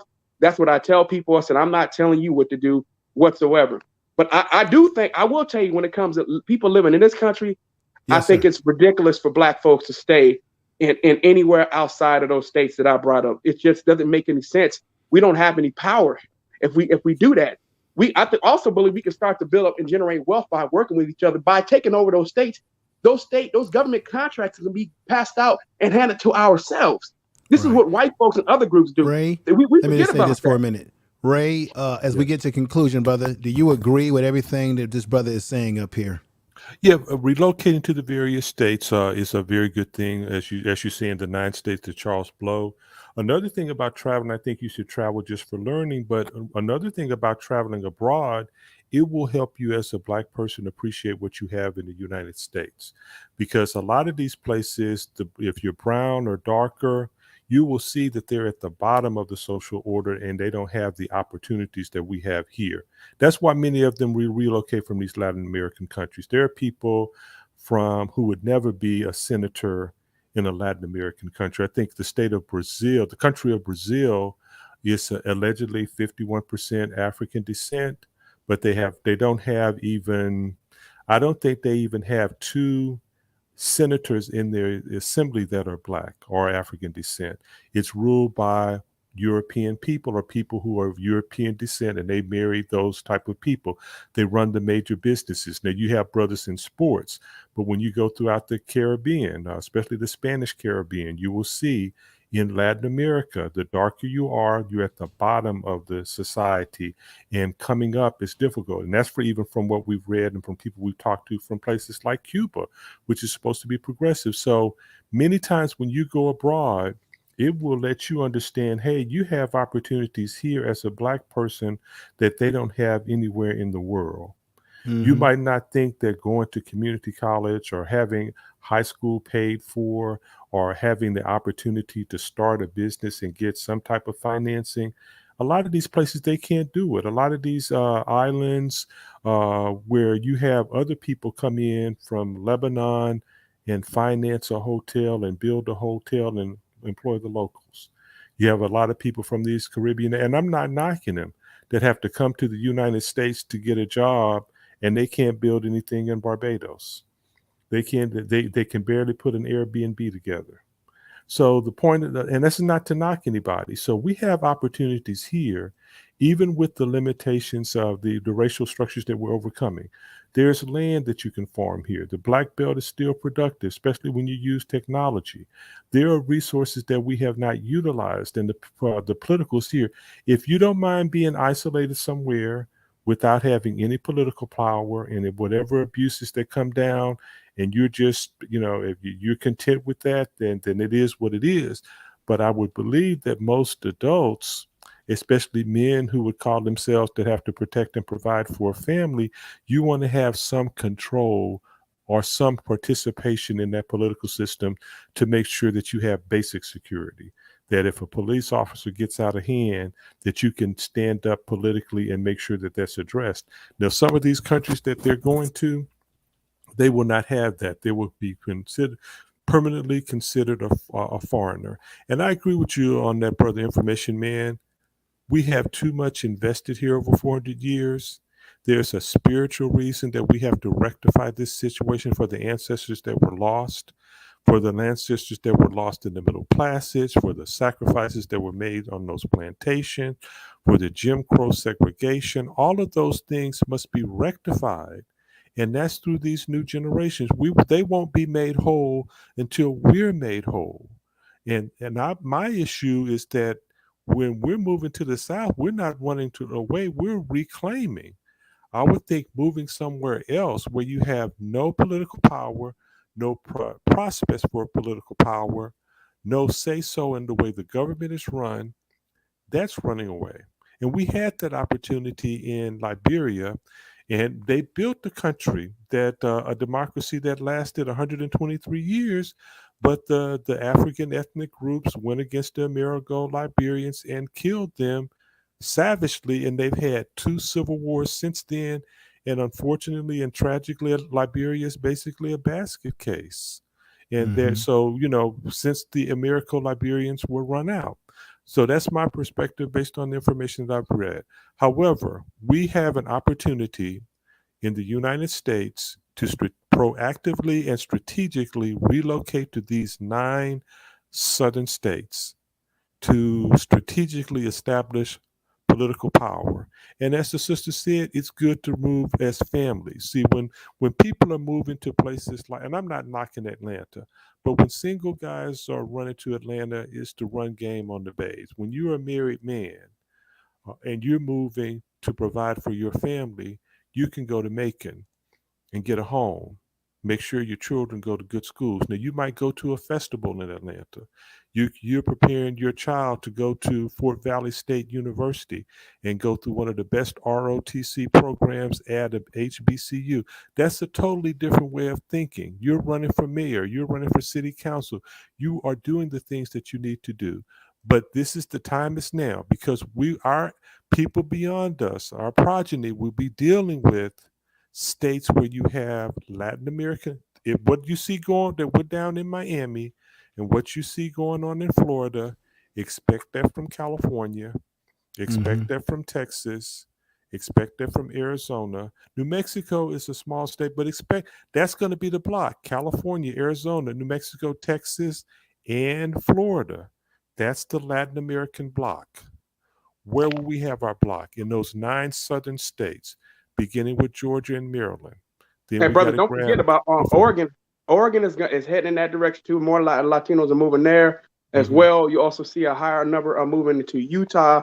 So, like I said before, in Colorado and then Colorado as well. So, look, there's a abundance of states. Half the country is going to be Latino, and they're going to have the huge Asian population. Asians are the fastest growing community in the United States of America. So, once again, if Black folks do not, I'm talking about, we don't coalesce in a small region and take over power there, we're going to be in trouble. We got a short period of time to do it too, brother. And that's all I wanted to say, because I don't want to stay on, brother. But I appreciate you for letting me come on. And you know what time it is in the Bay Area. We see what's going on here. It doesn't make any sense in California, period, for Black people to remain here. It's just not going to work. Let me drop this. No, before you leave. Okay. And I appreciate you. Let me drop this little intel on you. This is inside intel because of where I work at. It is already known in Mexico, whether you have the Mexican mafia and the gang structures that you got happening in Los Angeles that's affecting Black people. Remember, I did a story a couple of years ago how you had Black people being bombed out of housing projects in parts of LA by Latino gang members. They're throwing Monte cocktails into their window, trying to drive them out because they want to take over. It's already been put out there that in Mexico, within their gang structure, within their criminal structure, they want to take back California because they believe that all of this belongs to Mexico, that this is their land. And so in a criminal capacity, from a criminal capacity, they want to take it back. No, there's a green light on black people in Southern California. There's a green light on black people in Southern California. There's been a green light coming out. Well, the green light's coming out of Mexico from the Mexican mafia. Right. That's why that's why, and what's happening in LA, or what has happened over the years, is that this is what they do. And you know this, brother. A young black male will be walking home. He gets shot from one of these Latino gang members who are either doing it because they want to get in the gang, or they're being instructed to do it, right? And then when that black young man is killed, the politicians say, "Oh, it's the typical gang affiliation situation." And then they come to find out that a lot of these black males that have been shot were coming home from football practice or coming home from something productive, and they weren't even members of gangs. But the news in LA, the white run news, will promote it as it was a gang bang situation. When but it if really it's not the gang, it's the sheriffs. Right, It's really the LA County Sheriff. Another gang. The LA County the LA County Sheriff is another gang. We know that.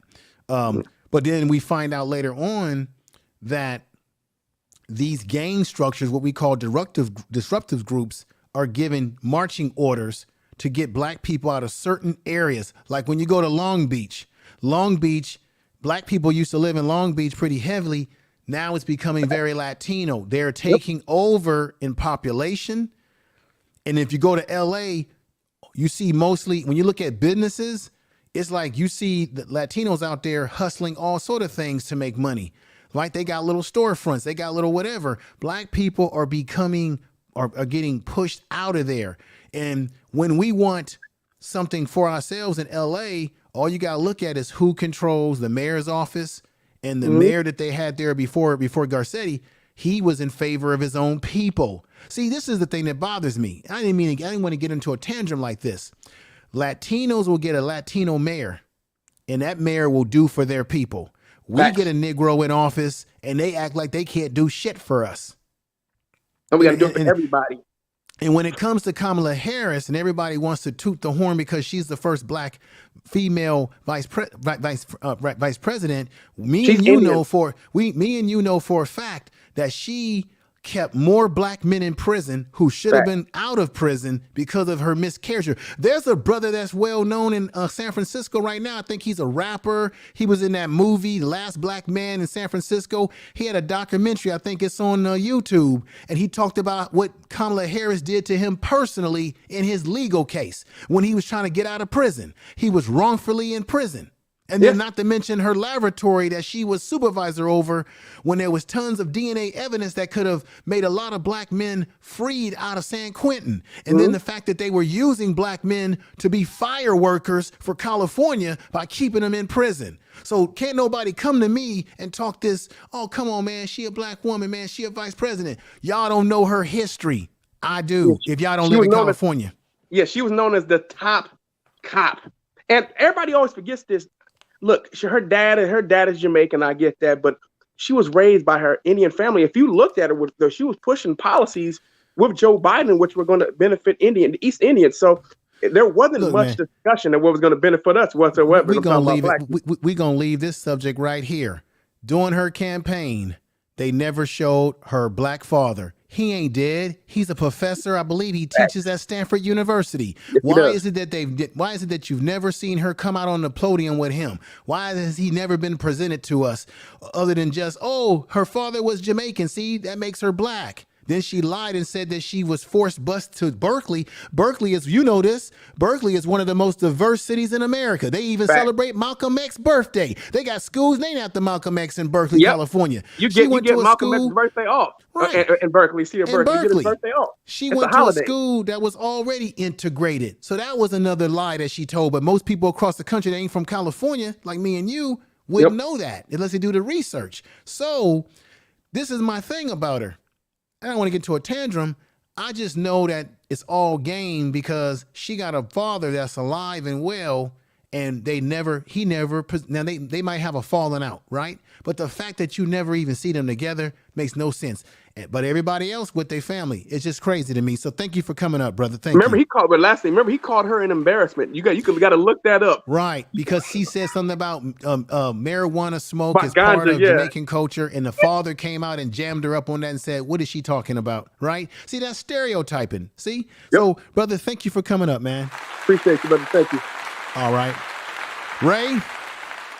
Brother, thank you for being with me today and bearing through everything. I appreciate you. We're going to do it again. There's plenty of other subject matters for us to go over. But Ray, give us your great words as we conclude today. Well, thank you for having me. I appreciate it. We had a great show together. But the question was asked, is it time for Blacks to leave Buffalo, New York, and other Rust Belt cities for a better life in the South? And the answer is yes. It is time for Black residents of the Rust Belt cities to come to terms with the fact that the South offers them a better life and more effective and sustainable political power. It's time for Black residents of Rust Belt cities to embrace the New South and to return to the land and southern roots of their Black American ancestors, to reclaim it and make it the good and just beloved community that the civil rights generation fought for. That's our homeland. This is our homeland. So we can make this work for us. It's not working in other areas. And as you said, the longer they remain there, the less opportunities. In places like Buffalo, Detroit, other immigrants are coming there from the Middle East and different places like that. Even they're recruiting people from Ukraine to come to those northern cities, and they're going to help them. And as the Black population decreases, they're going to go ahead and continue to offer them, because if they don't sell out, eventually they'll start changing laws to, that those communities are not going to be invested in infrastructure. So at some point they're going to be pushed out, or they may try to leave that inheritance to someone. People may not pay the taxes. They're going to get them out. So your best hope is to strategically, I would say, if they're offering you 2 or 3 times what that house is worth, take that money, move south with your family, purchase you an affordable home cash free, and do a rental home that you can rent out to somebody. Build a rental duplex. Think strategically. Go to where you can afford to live, and you can. That eliminates the need for a job, and that way your children can do different things. They might be able to want to start a small store or do the types of things. But yes, Black people in Buffalo and in the Rust Belt cities should strategically move to the 9 southern states that Charles Blow has talked about in a Black Power manifesto. That's our best options for our children and for the potential grandchildren to have power in America, and the time is now. All right, brother. You telling the truth. Thank you. It is. Tell the truth.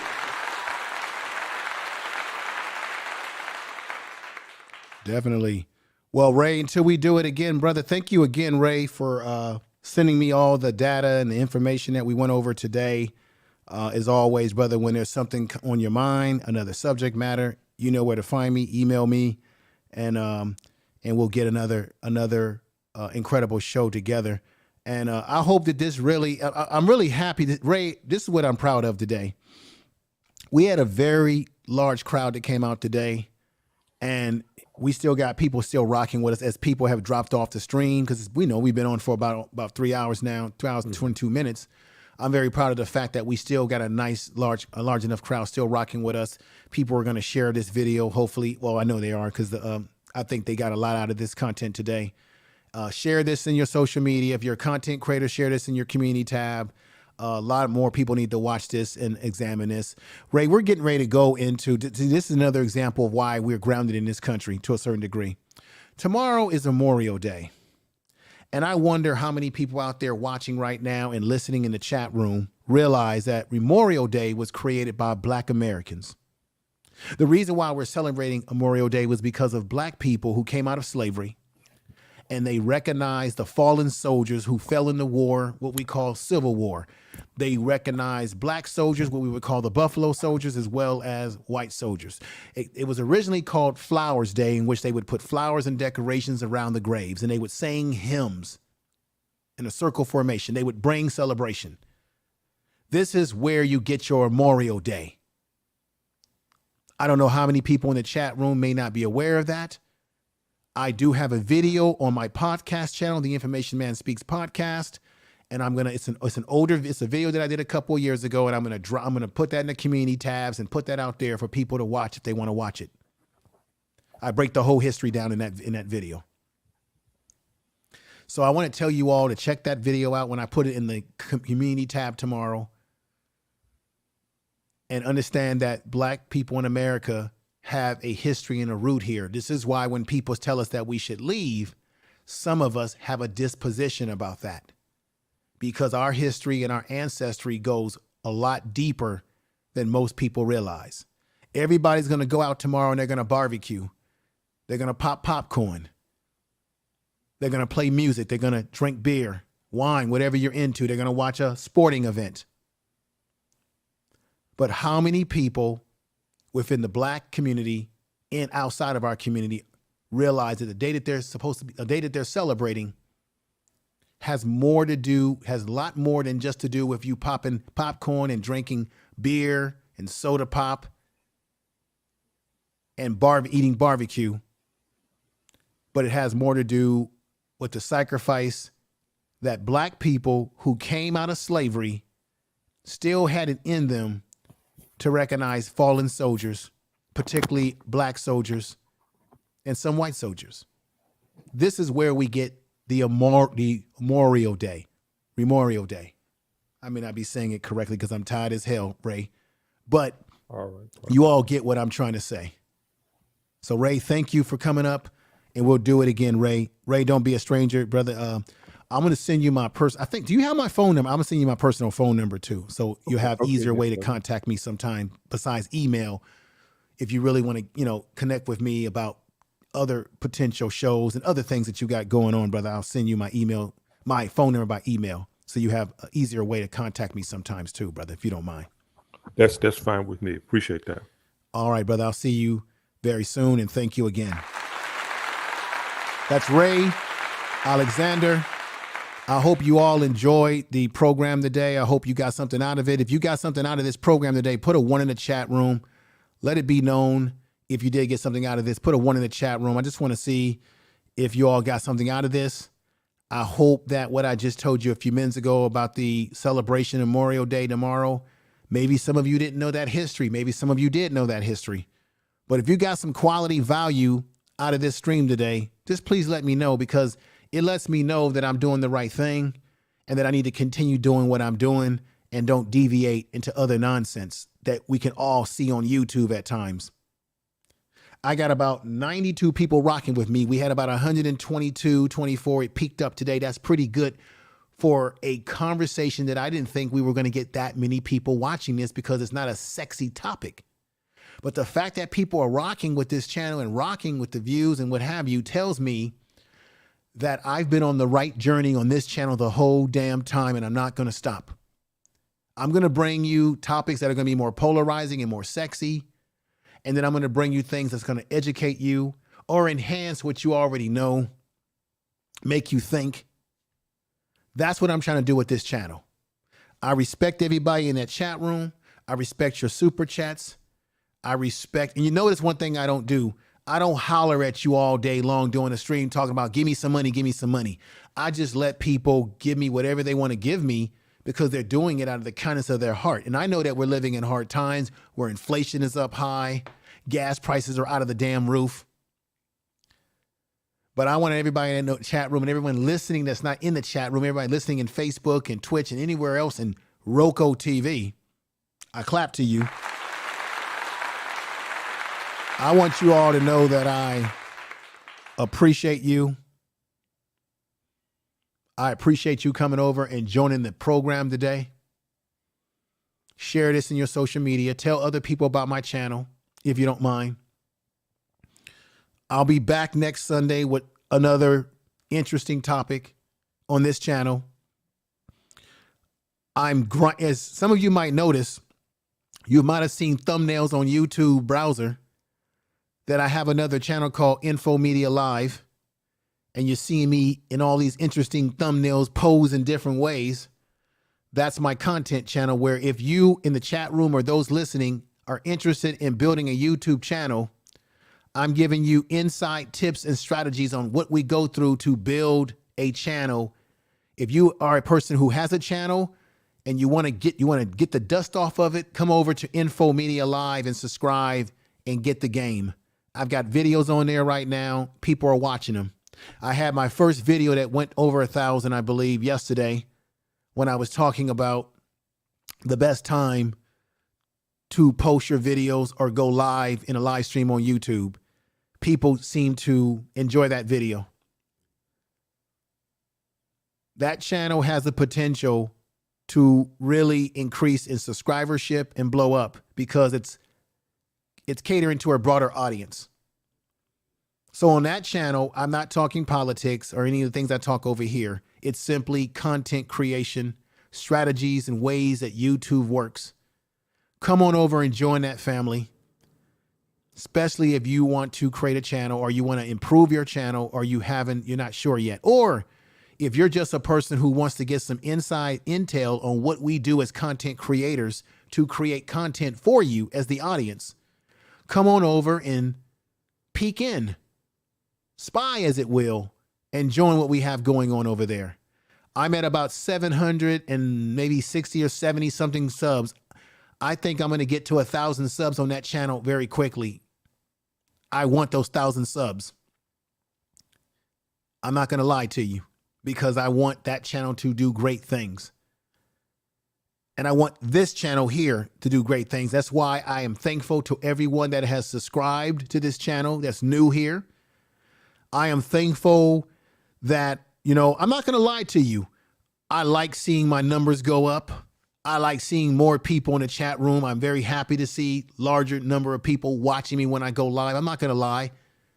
As YouTube creators, we want that. That tells us that maybe we are doing something right. It gives us validation because this is the truth. You as the audience give us validation. We don't give you. So you got a lot of YouTubers around here that think that they are the validation. No.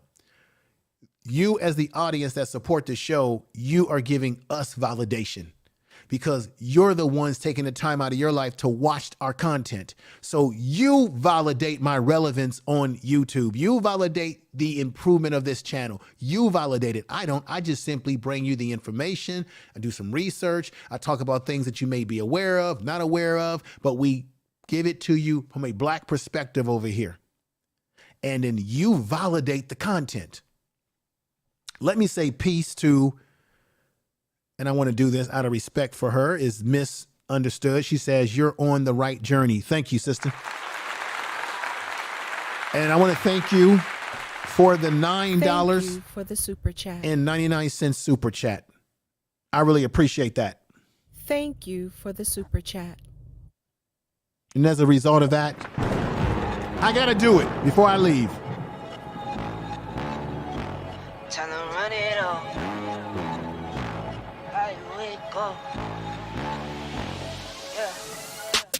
I wake up, flex, thumb down now. Check, no drip, this wet. Tell them run it all. No sleep, no rest. Might crash, might wreck. But first I stretch. Tell them run it all.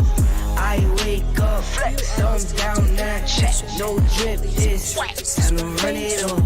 No sleep, no rest. Might crash, might wreck. But first I stretch. Tell them run it all. 9 out of 10 roll through my hands, I'm by my lonely. Turn to a savage, now my baby wants to hold me. I love my fans, don't need no friends, I got my homies. Thought I could trust you, I find out you tried to zone me. I'm number one up on that court, I'm Nick McGrady. The first one in, the last one out, can't call me lazy. Put in my hours, send the invoice and they pay me. I need 6 rings like MJ and Tom Brady. I wake up, flex, thumb down now. Check, no drip, this wet. Tell them run it all. No sleep, no rest. Might crash, might wreck. But first I stretch. Tell them run it all. I wake up, flex, thumb down now. Check, no drip, this wet. Tell them run it all. No sleep, no rest. Might crash, might wreck. But first I stretch. Tell them run it all. Y'all gon' make me take that trip way out to Europe. I call up Nigeria, come through in a hurry. Those London boys don't come to play, you should get worried. One false move, find yourself, they getting buried. Dance with the devil used to love playing those games. Made some bad decisions that brought my mama pain. I made a Thank you for the super chat again. I had to do that because I don't often do it enough as I should. Everybody, again, thank you for coming over. We're going to end the show. All the new people that's come over. Now we got another man who's come in the house and blessed the channel again with the super chat. Thank you. That is my man, Big Bad Bull, $10 super chat. He's a brother that is a moderator, I believe, on Sir Hale Speaks Network, who I'm bringing over here next week for an interview. Great moderator right here. Really appreciate Big Bad Bull for the $10 super chat. And as a result, I'm going to have to do it again. And here we go. Appreciate you, man. We got Earl Owens in the house. Thank you, Earl Owens, for being here. Yeah. Thank you. I wake up, flex, I'm down now. Check. No drip, this wet. Tell them run it up. No sleep, no rest. Might crash, might wreck. But first I stretch. Tell them run it up. I wake up, flex, I'm down now. Check. No drip, this wet. Tell them run it up. No sleep, no rest. Might crash, might wreck. But first I stretch. Tell them run it up. 9 out of 10 roll through my hands, I'm by my lonely. Turned to a savage, now my baby wants to hold me. I love my fans, don't need no friends, I got my homies. Thought I could trust you, I find out you tried to zone me. I'm number one up on that court, I'm Nick McGrady. The first one in, the last one out, can't call me lazy. Put in my hours, send the invoice and they pay me. I need 6 rings like MJ and Tom Brady. I wake up, flex, thumb down now. Check. No drip, this wet. Tell them run it up. No sleep, no rest. Might crash, might wreck. But first I stretch. Tell them run it up. I wake up, flex, thumb down now. Check. No drip, this wet. Tell them run it up. No sleep, no rest. Might crash, might wreck. But first I stretch. Tell them run it up. Make me take that trip. All right, ladies and gentlemen, thank you for that super chat. I appreciate that from my man, Big Bad Bull. Fantastic. It's been a great show today. I'm going to get on out of here. Let me pay peace to Lady Love to Travel with Wave. She came up and spoke out to us, which I think was great today. She put a great perspective in. We got Talk with Tori. Make sure y'all check out Talk with Tori's channel. Go over to his channel. You'll be amazed. He's got a very professional looking page, very professional looking graphics, very professional way he runs his channel over there. And you're going to have a lot of fun on this channel because he's going to do activities that's going to test your brain and your cognitive skills. I mean, he does some great games over there. You're going to love it. Talk with Tori. You're going to love what he does. And I want y'all to get over there and check him out. We got Jasmine Virgo. I'm so damn glad to see you here. Give you a clap. Where have you been, my sister? Where have you been, my sister? So glad to see you. Another brother that I met over in the Sir Hale Speaks Network is this brother right here, Poppy. The brother has been nothing but stand up, respectful. He came over here and he rocked with us for most of the day. And I met him over in the Black Man Unfiltered channel, and I met him over there with Sir Hale. And he told me, hey, man, I like the way you talk. I like the way you handle yourself. I'm subscribing, man. I'm subscribing.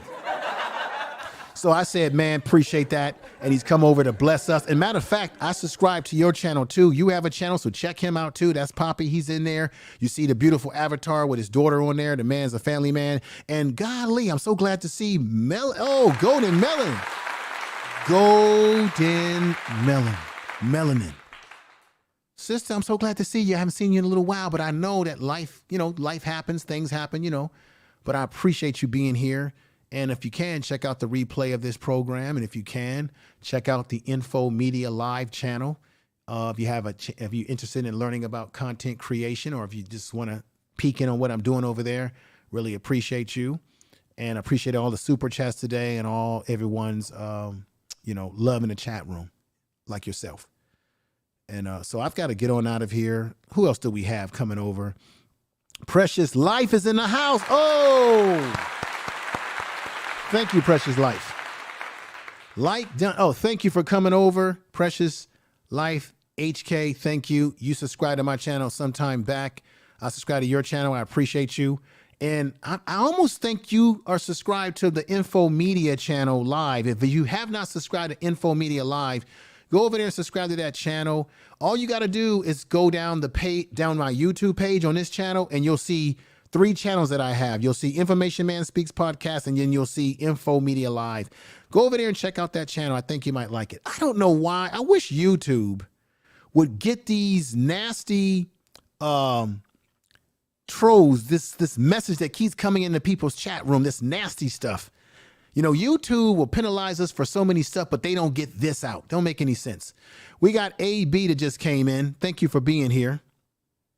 AB, hold high, stand tall. All right, I like that that avatar of the Black Panther avatar with that purple in it, that vibranium. I love it. Yeah, vibranium.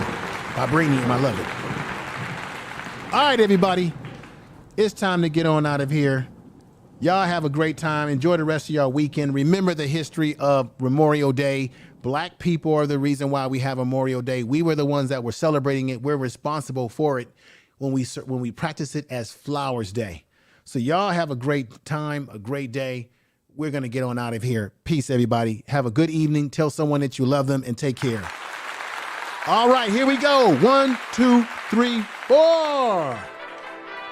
Woo! Yeah.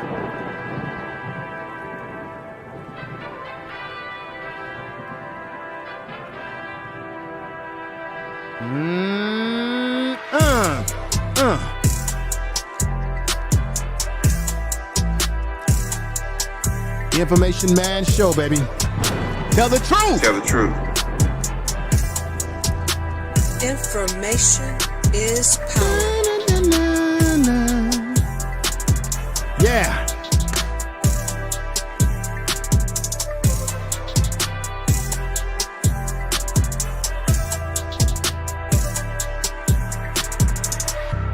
You are listening to Information Man. Please make sure to subscribe to his channel.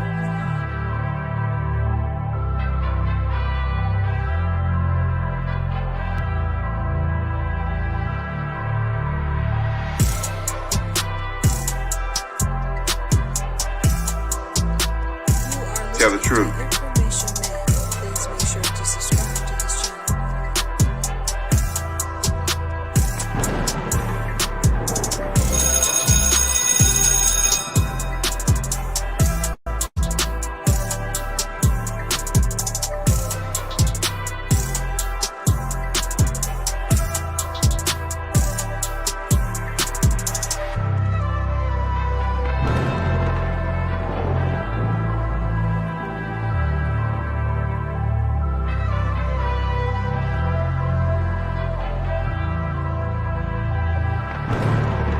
Tell the truth. Information is power.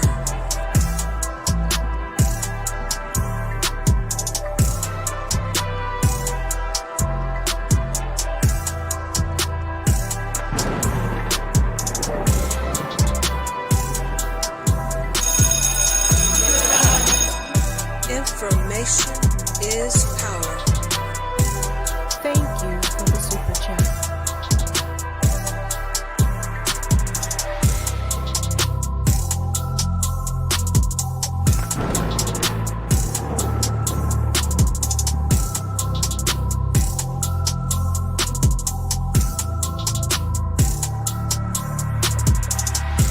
Information is power.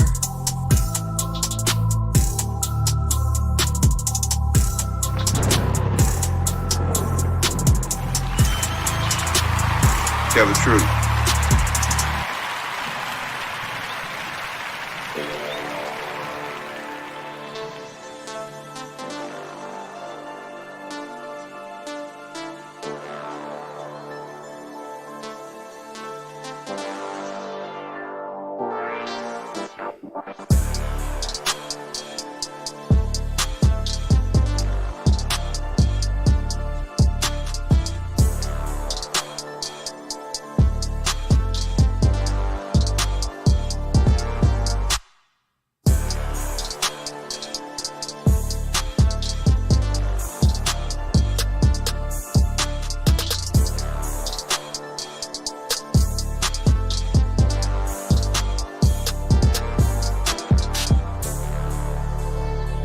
Tell the truth.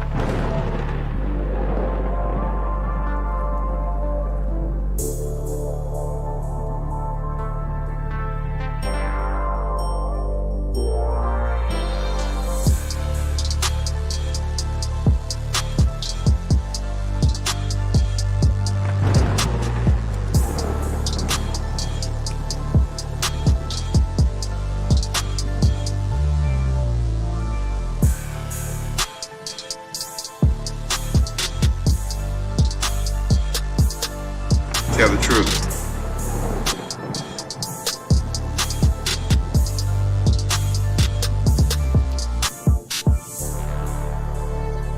You are Tell the truth. Information is power. Make sure to subscribe to this channel.